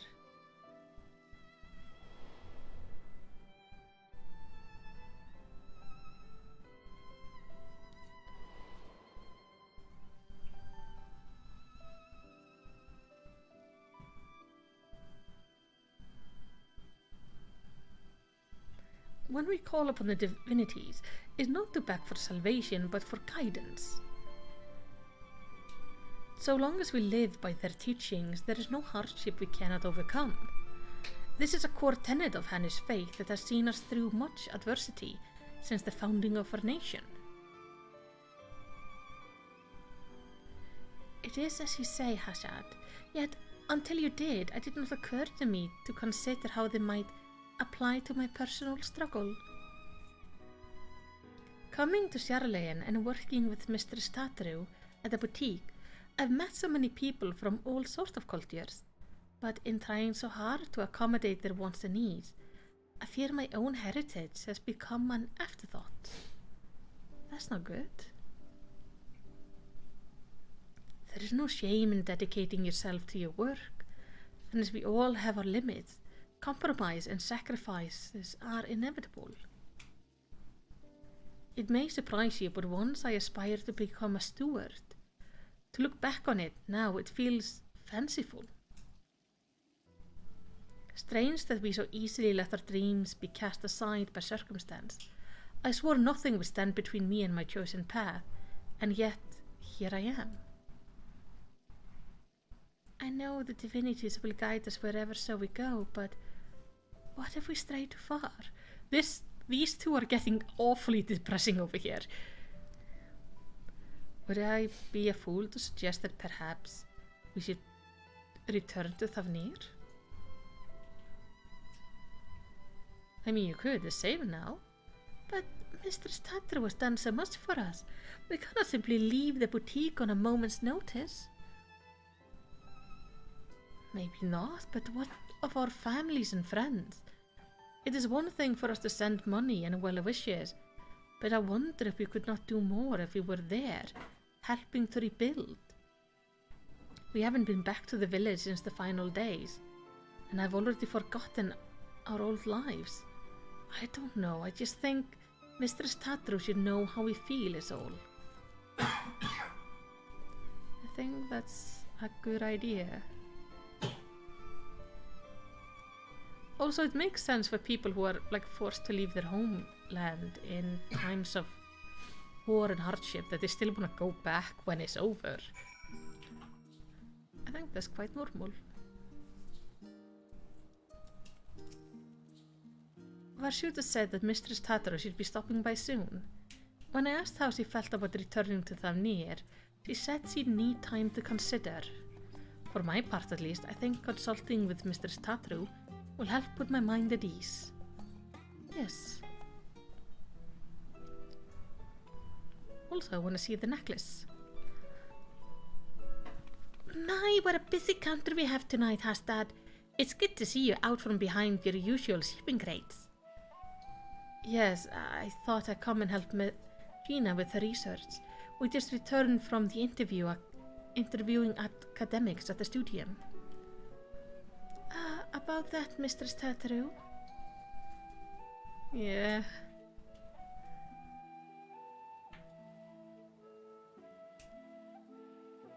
Everyone is acting really depressed. Suffice it to say, the requirements were all radically different. I know I set a uniform for researchers and academics, but I'm afraid I may have deeply underestimated the feasibility of such a project.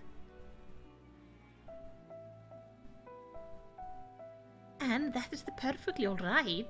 The important thing is to learn from what you discovered, so you can retain and apply the knowledge as you continue on your entrepreneurial journey. The right idea for new projects will find you when it's ready. In the meantime, I have more samples in need of delivery. And seeing as Melicity is very conveniently standing within my line of sight, God no.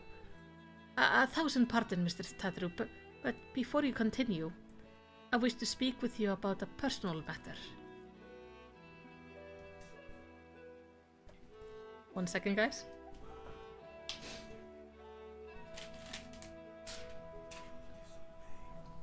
Hey, Thor.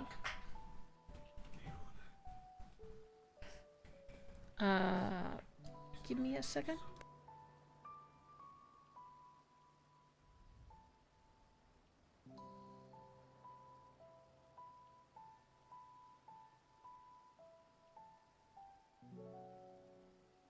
Okay, I'm back. You've shown us incredible charity, which makes this all the more difficult to ask, but I wonder if I should return home to Thavnir. Please do not mistake this as dissatisfaction with our arrangement. If anything, I've grown so accustomed to life in Sharlayan that I fear I've begun to forget myself, my dreams, my faith, the person I used to be before I came here. Not only that, in spite of my regular remittance, I worry that our village struggles to rebuild after the final days. While I live happily removed from a burden, I have to share more.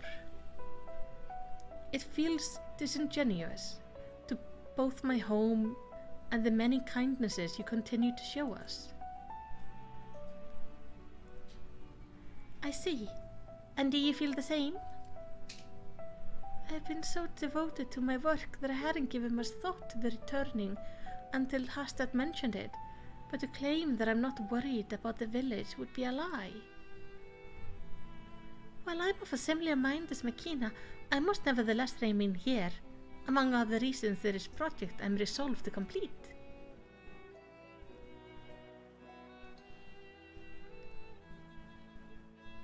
But I mean, they don't all have to go home together.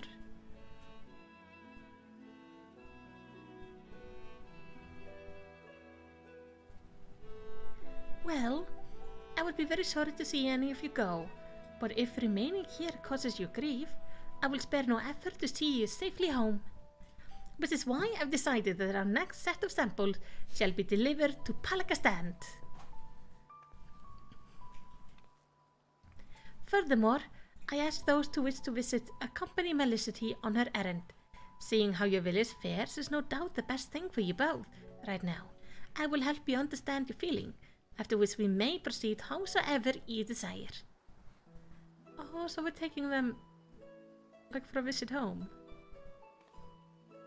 And should you colleagues require it, I'm sure you can be relied upon to dispense the perfect advice. Sure. I can do my best. Magina, Hasta, give everyone my regards.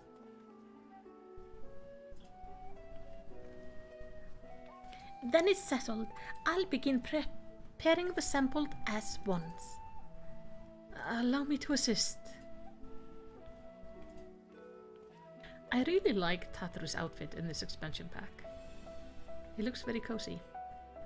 No matter what happens, we must finish Mistress Tataru's necklace. Are we ready to proceed with the restoration, do you think? I dare say we have enough additional material, thanks to Melicity's dedication. As for the work itself, I thought we could entrust it to lapidary Mistress Tataru, once apprenticed with. Lapidary? The hell is a lapidary? I'm sure that would mean a lot. Well, I was kind of hoping I could do it.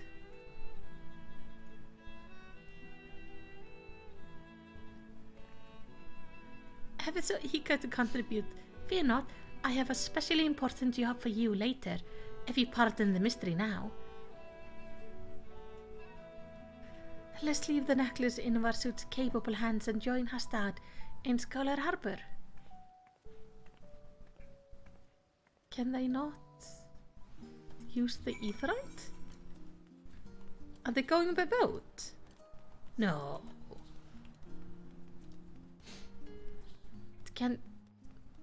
I'm always a little bit confused about travel in this world. Like, is there a limit to etherite travel for other people? Because we are obviously like bouncing around. I mean, I would understand they would have to go to an etherite to teleport to another one.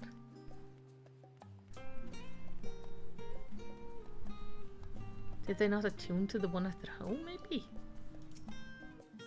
I never imagined we'd get the opportunity to return so quickly. I hope everyone is doing well.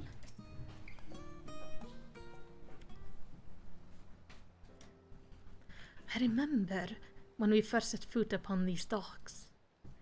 After a long, exhausting journey through frozen waste, after surviving those horrid beasts, Mistress Tataru was a warm beacon of light.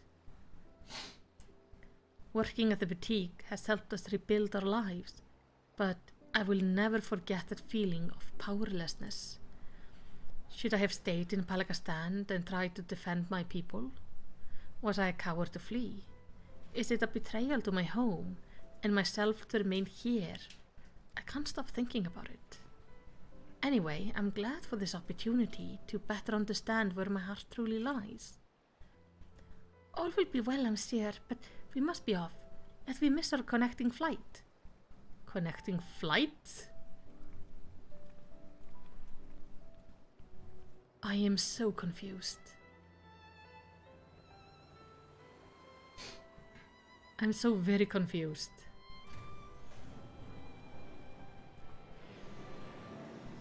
Like I say, I understand why they had to like travel here physically.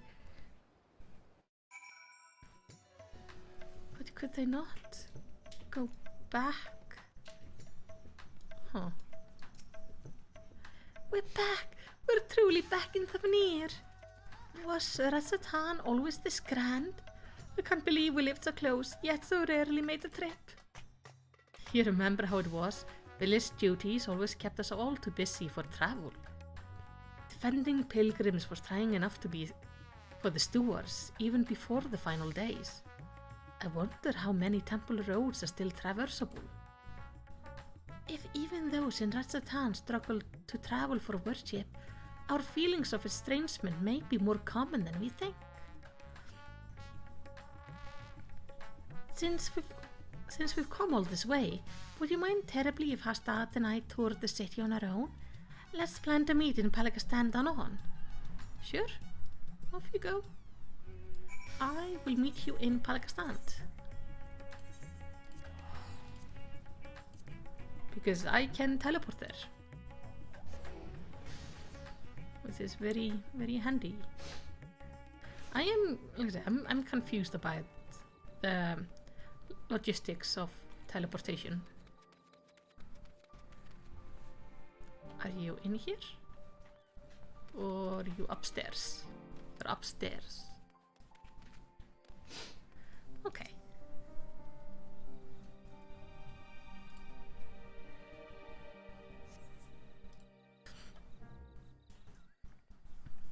I just want to see the necklace. That is my main goal with this.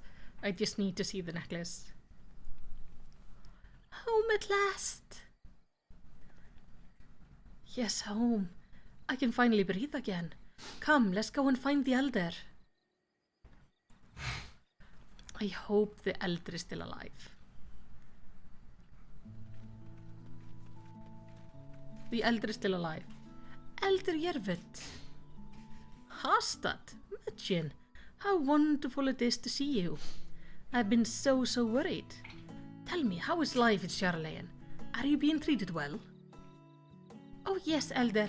Our employer, Mistress Tatru, is the kindest businesswoman. In fact, she arranged for us to accompany Melicity on her errand here, so we might enjoy some time at home. That is very good of her, indeed. I am relieved to hear you are being looked after.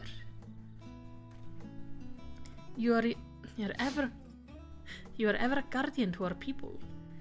Thank you for seeing these children safely home. Now then, what is this errand you speak of?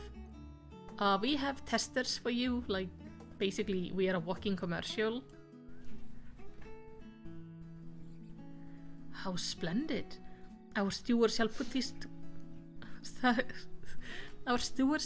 to good use, you may be assured. If only we could repay your generosity with something even half as marvelous. Alas, ours is a village of little extravagance. Everything seems as ever it was. Indeed, with the support of the Radiant Host and the funds you and the other have sent, we have regained much of the peace we once knew. Thank the sisters. Still, there was something I wish to speak with you about, Elder.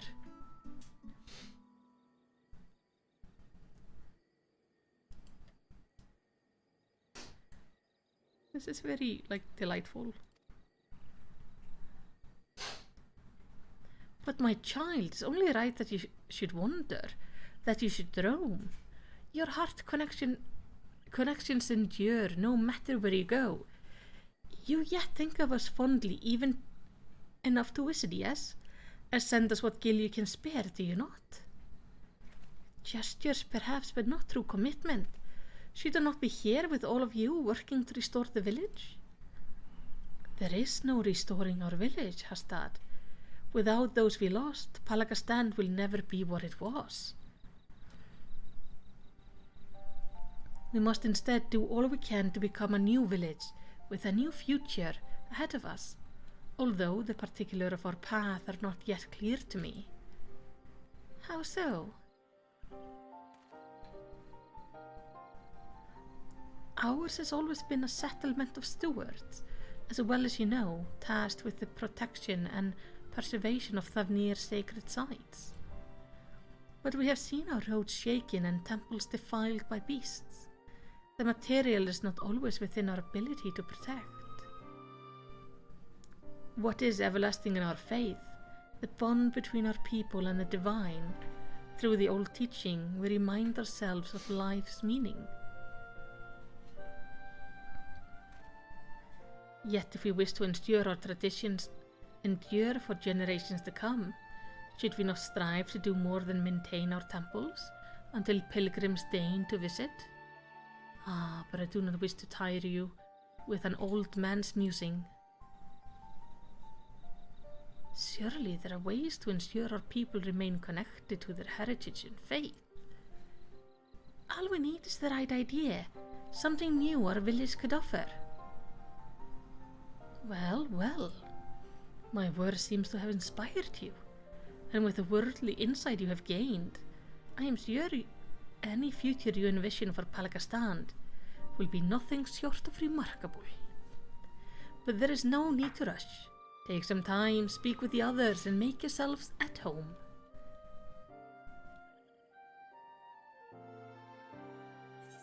They could set up like a boutique here or something. I mean, that would kind of make sense. And then Palakastan could, like, create things. Oh, we do get something at the end. Nice. A start is deep in thought. How foolish I was to think the answer would be so simple. I would come home, roll up my sleeves and help restore our village to the way it was. I would find fulfillment. Alas, not all that was lost can be reclaimed. Our people face a new struggle. But perhaps by discovering new ways for the village to fulfill its duty, we may yet help the community. Exactly, like the elder said, surely our experience in Sjarlain have given us a unique perspective. Not to mention Malicity's extensive knowledge of the world. I'm sure that between the three of us we can come up with a brilliant plan to support Palakastan. Yeah? Yes, you're right. And I'm sure that hearing how everyone fares will give us insight as well. Alright, let's go talk to people then. Hear what they have to say. Not a soul here will ever forget the hero of Palakastan. I'm sure everyone will be just as eager to speak with you as us. There are also others with whom I like to speak once we finished here. Of course, we mustn't forget to pay our respects. Hastad and Medina are now accompanying you, okay. Do you have anything interesting to say? Aside from the money we and the others working elsewhere and back, the village is largely reliant upon the generosity of the faithful. Our avenues of income are quite limited. Unthinkable in a place like Sjarlain perhaps, but it's how we've always done things. Even so, I wonder if such an arrangement is still viable in this day and age. I think producing something would not harm them. It would do a little good to return home only to become a burden. That's why I'm determined to come up with an idea that will help our village. Alright, let's talk to the people. Excuse me, I couldn't help but notice that the beautiful equipment you delivered to the elder. As a weaver who crafts armor for our stewards, I would love to hear more about his origins. I mean, maybe they can work with Tatar or something. Created in cooperation with guilds from across the world. Oh, I must have a closer look. The final days exposed the limitation of my skill. Traditional Thavniran techniques alone did not suffice. I'm eager to hone my craft by studying the work of foreign artisans. Although, in my weaker moments, I often wonder if purchasing armor for our stewards would be the superior solution. Alas, that would require a surplus of coins, as well as available products.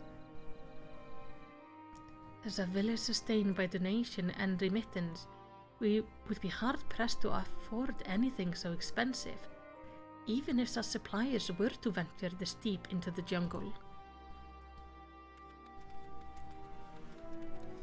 Right. Maybe an idea is forming for you guys? Oh, hello there. Staying for a while or just passing through? Just looking for ideas. Our recovery has been slow but steady, though I am concerned for those who will still struggle with the wounds our healers cannot cure. The final days may have passed, but grief and trauma are not easily overcome, or even for those, or ever for those who must accept them as a constant companion. Ours is a tight-knit community, but I worry for those in the capital and abroad. I imagine it is difficult for them to honor the old teachings as they labor far from home. So many of us fled during those dark times. If only we could bring the comfort of community to all Hanish.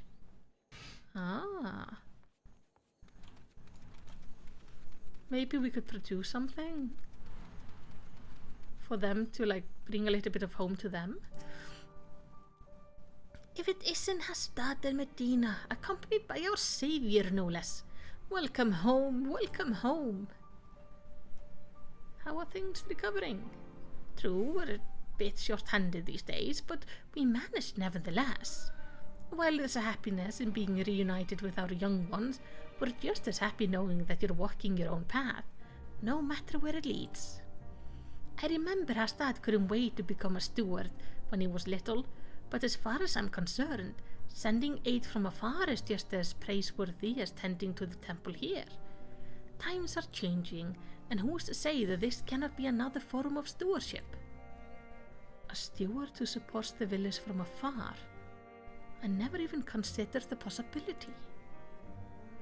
Seeing everyone so eager to help one another makes me more determined than ever to contribute.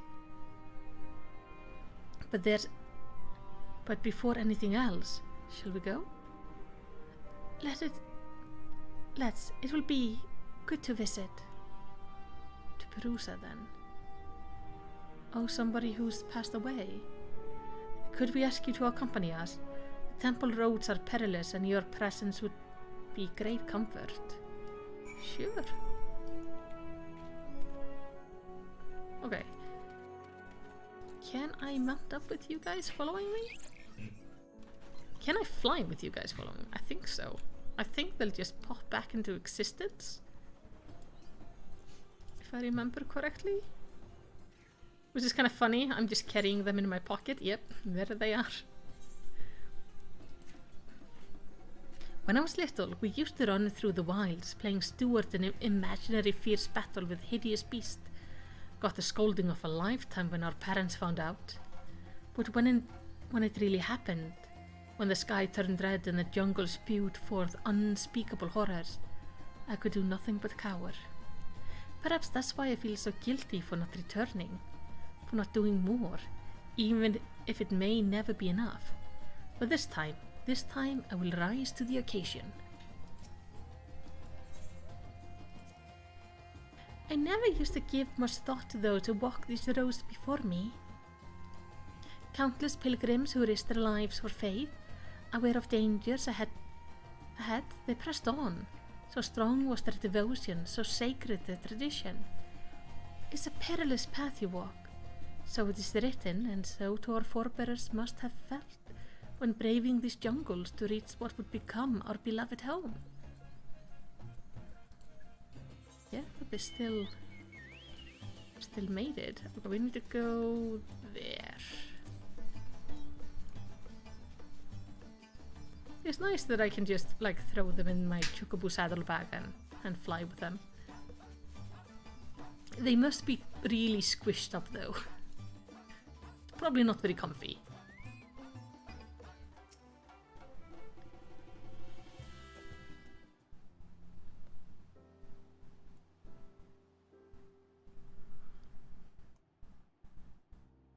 It's been a while. Yes, but we made it. I'm home, Mother, Father.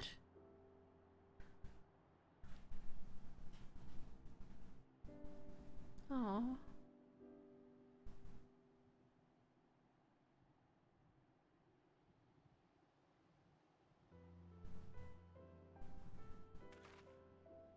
Here at Perusa, we may commune with the spirit of the departed.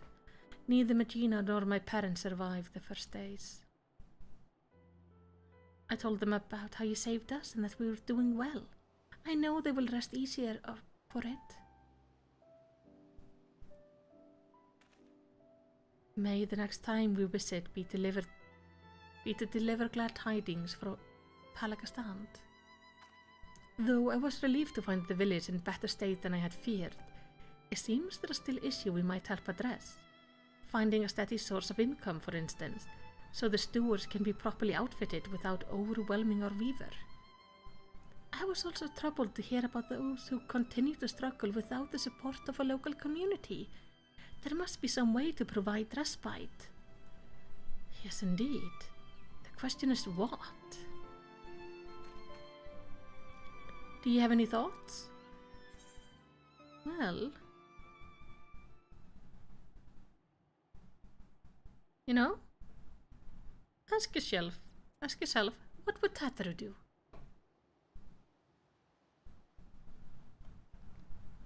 Well, Mr. Tataru has always put a great store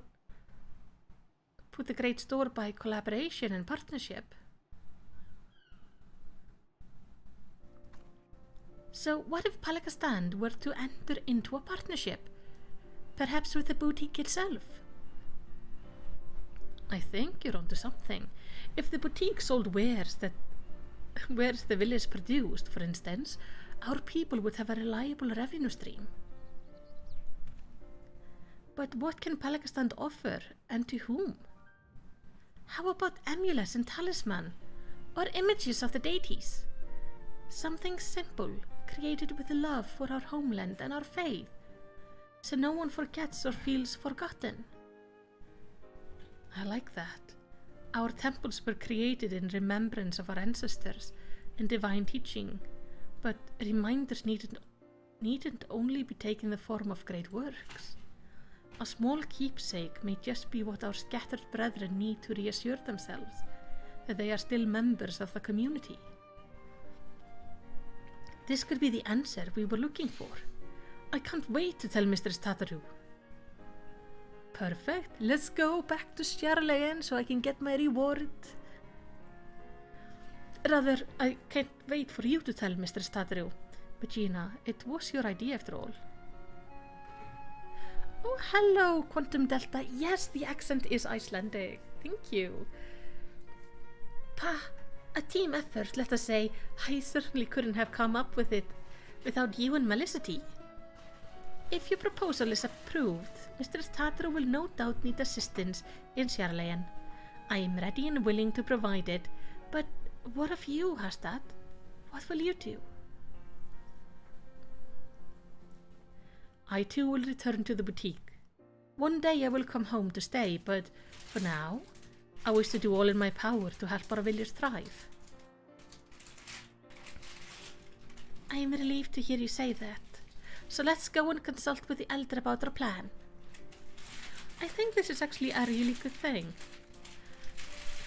Oh, you spent some time in Reykjavik a few years ago? Oh, that's lovely. I hope you had a lot of fun here. I am currently in that area. It is, at the moment, very windy and cold. I hear you were kind enough to escort the children to Perusa. Again, you have my gratitude. Are you feeling any clearer for this? I think so. Magina and I talked it over, and we believe we have struck upon a new way the village might support our people.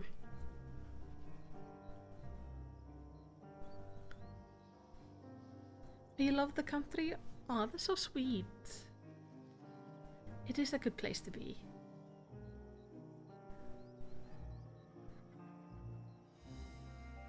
Oh, you saw so I was on the same server as you. Oh, that's lovely. And thank you for checking out the stream. We're almost done with it for today, but I try to stream like new content from time to time. I also do Final Fantasy news and lore videos. Tangible mementos of faith. An interesting proposition. Many here would be glad to create such a reminder. I expect those unable to perform strenuous labor would be especially grateful for an opportunity to contribute to the prosperity of the village, to say nothing of the option these additional funds would provide. But most importantly, we would be able to help those who have chosen to live apart from us feel that much more connected to the community and their faith. I am proud of you both for discovering such an innovative way to do so. This questline is very sweet. It would likely mean Hasted and I will stay in Sharlayan for the foreseeable future.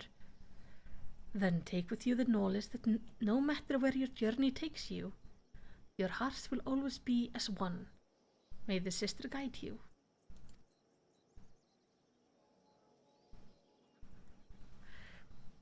We'll come back again, I promise.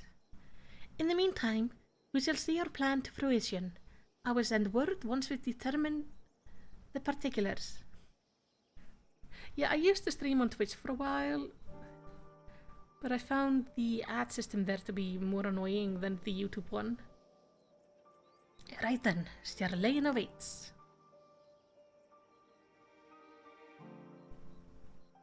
So I ended up moving over. Alright. Please let me, please make the necklace actually look nice.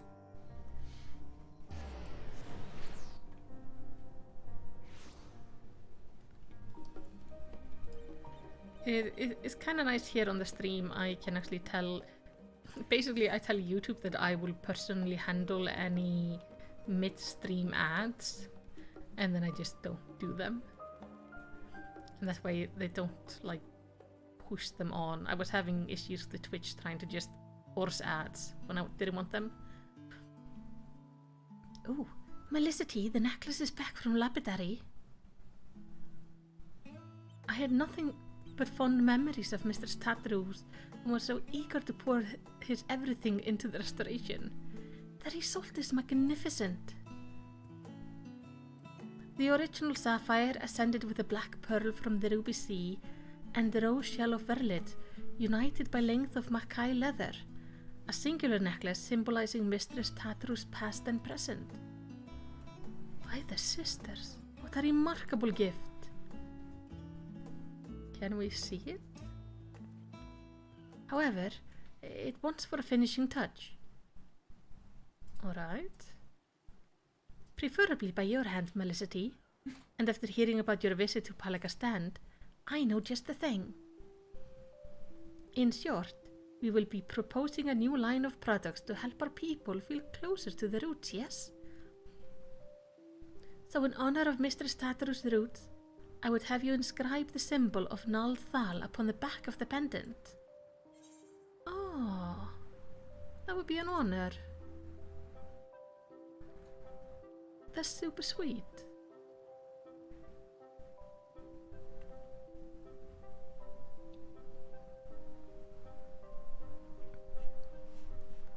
I'm just gonna do that on the ground over there, okay? They really are clever with a lot of their animations. With painstaking effort and unwavering focus, you engrave the symbol of the traitors onto Tatru's necklace. Any who behold it will surely know, beyond a shadow of a doubt, that this final flourish was the product of your heroic hand. I don't care if they know I made it. I just want it to be pretty. I'm sure she will adore it. Our work is officially done.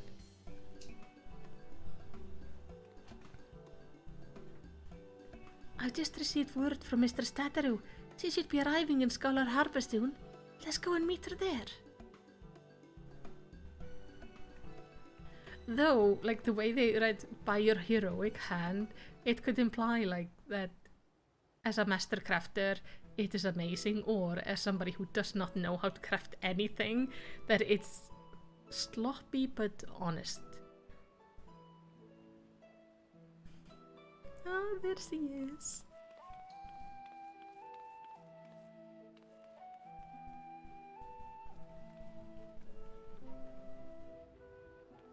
wasn't expecting a personal escort from the docks, though I dare say I could grow accustomed to it. How was your time in Palakistan? Did you find it worthwhile?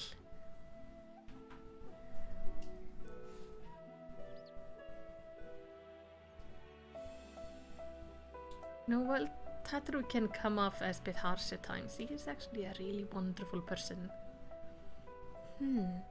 So, while they do have interest in our equipment, matters of recovery are their greatest concern at present? Recovery, yes, but also growth, which may lead to a lucrative opportunity for the boutique, if you will permit me to suggest another new product.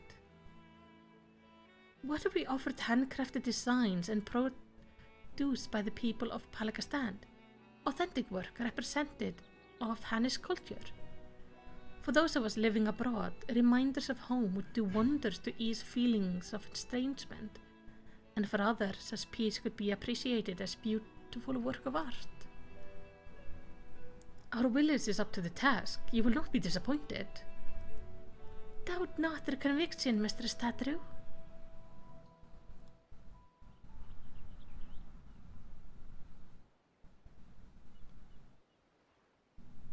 A product that embodies Thavnir's spiritual beauty, to be shared with the whole world, why the boutique should offer nothing less. Though we made wonderful progress with our samples, I believe it's time for a change of pace, and handcrafted born from a heartfelt desire to celebrate one's culture is bound to resonate with others.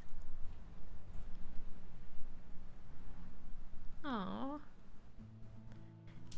Given her eagerness, I presume Medina intended to stay and help facilitate this new venture.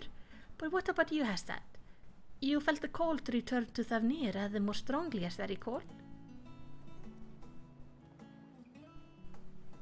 Yes, well, after talking with everyone at home, I realized that living apart from them does not mean I must forsake my childhood dreams of service.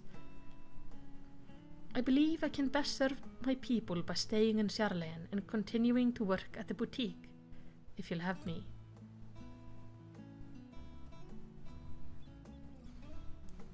With pleasure, Hastat.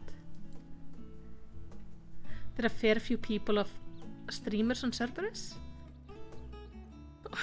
but most of them are Brits. I mean, it's not like I'm gonna find a lot of Icelandic streamers anyway, just on the account of our nation being so tiny. Mistress Tataru, if I would not be untoward, we would like to present you with a small token of our appreciation for everything you've done for us. Come on, please be pretty.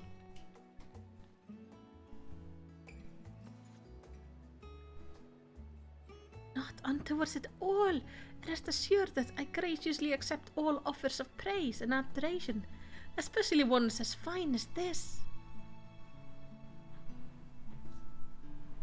But how queer. Oh, it is quite pretty. The sapphire looks remarkably like the one my Felicity. Is this my mother's sapphire? I hope we haven't overstepped our bounds.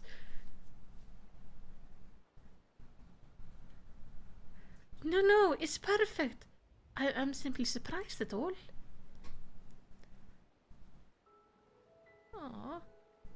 Never in my life did I imagine I would see this jewel again.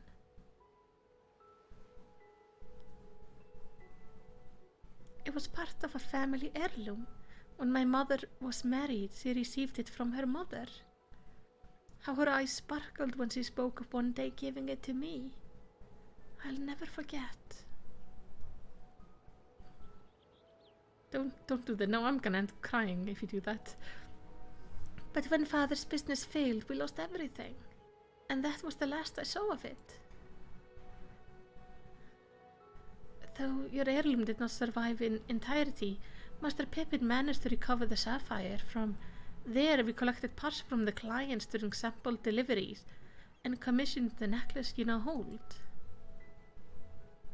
Now that I think of it, Felicity often did receive mysterious gifts on those visits. So that's what it was about. I can be sneaky sometimes. Aww.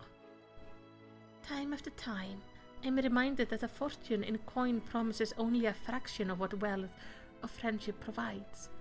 Look at young Tataru. She's so cute. When my family lost his last skill, I became Lapiatir's apprentice, and that's how I met a certain miner named Minfilia.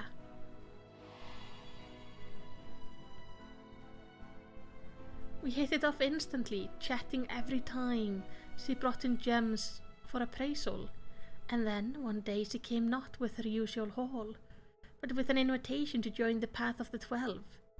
The rest, as to say, is history. It's really sad that when you look at this picture, most of the people in it are gone.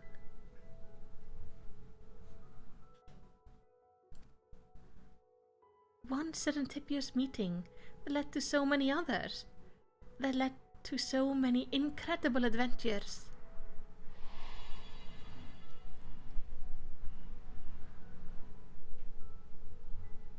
That's so poor little girl reunited with a priceless memento. Oh, goddamn. Okay, I'm gonna keep it together. Our teachings say that there is more ugliness than beauty in this world. To live is to suffer. But we never need to suffer alone. And what is more beautiful than the bonds we share with others? Indeed, it is these connections that give meaning to our lives. Connection to which I am too grateful and thus compelled to advise that we return to the Agora. The counter remains unmanned and we mustn't neglect our clients. Yeah. Also, I haven't gotten my reward yet. Quite right. Back to work with a lot of us. We got new projects to plan.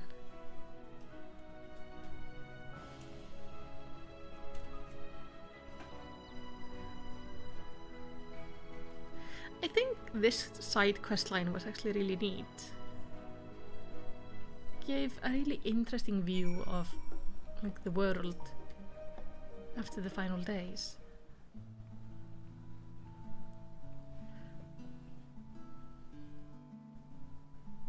Felicity, on behalf of the entire boutique, allow me to thank you for all you have done.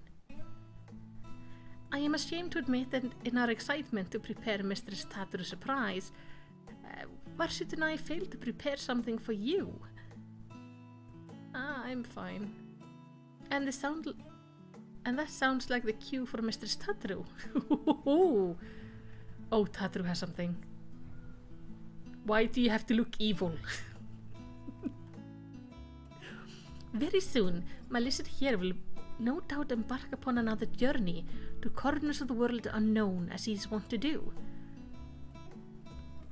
To wish you well in making new friends, and to remind you of those who will always hold you in their hearts, I have prepared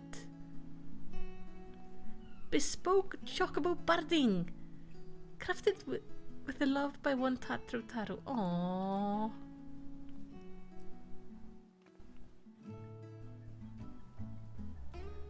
Yeah, exactly. It's nice that they use it to like flesh out already like active living places.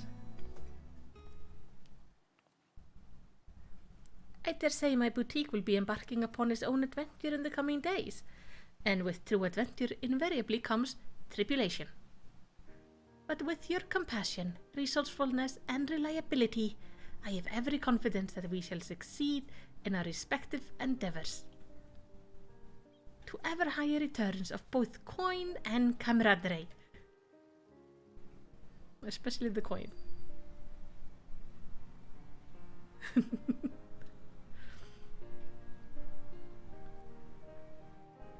Oh, and don't think just because you're running off to the other side of the world that I don't intend to solicit your future involvement, Felicity.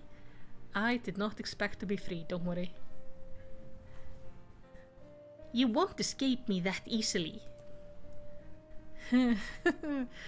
I know. She has like all of the science just in lifetime contract with her. There is no escaping Tataru. So that's the new Bartings, yeah. Okay, we could jump down into Labyrinthos to see it.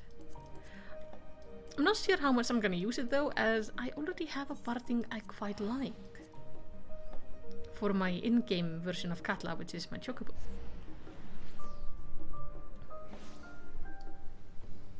Well, let's summon her up. Come on, Katla. Because I like this outfit. Okay, but let's take a look what it looks like. First of all, I need to activate it. Oh, I also got the new UFO mount. Got a bunch of stuff.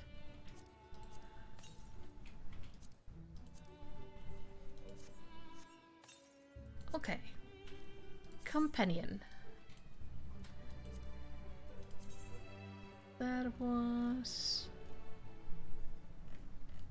What was the name of the Barting? Wait. Wafer Barting.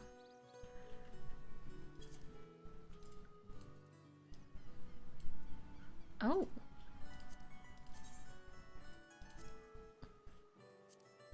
It's a very basic traveling warden.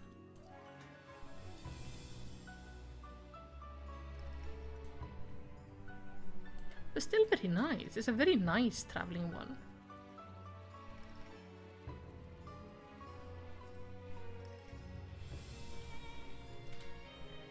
But it's not.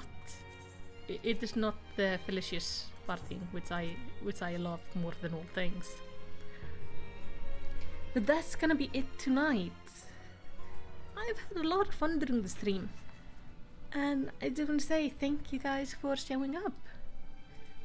We managed to do quite a bit with both finishing Tataru's adventure and finishing the Hildibrand questline. But for now, I just want to say takk fyrir að horfa, eigi yndislegan dag, and I hope I will see you next time.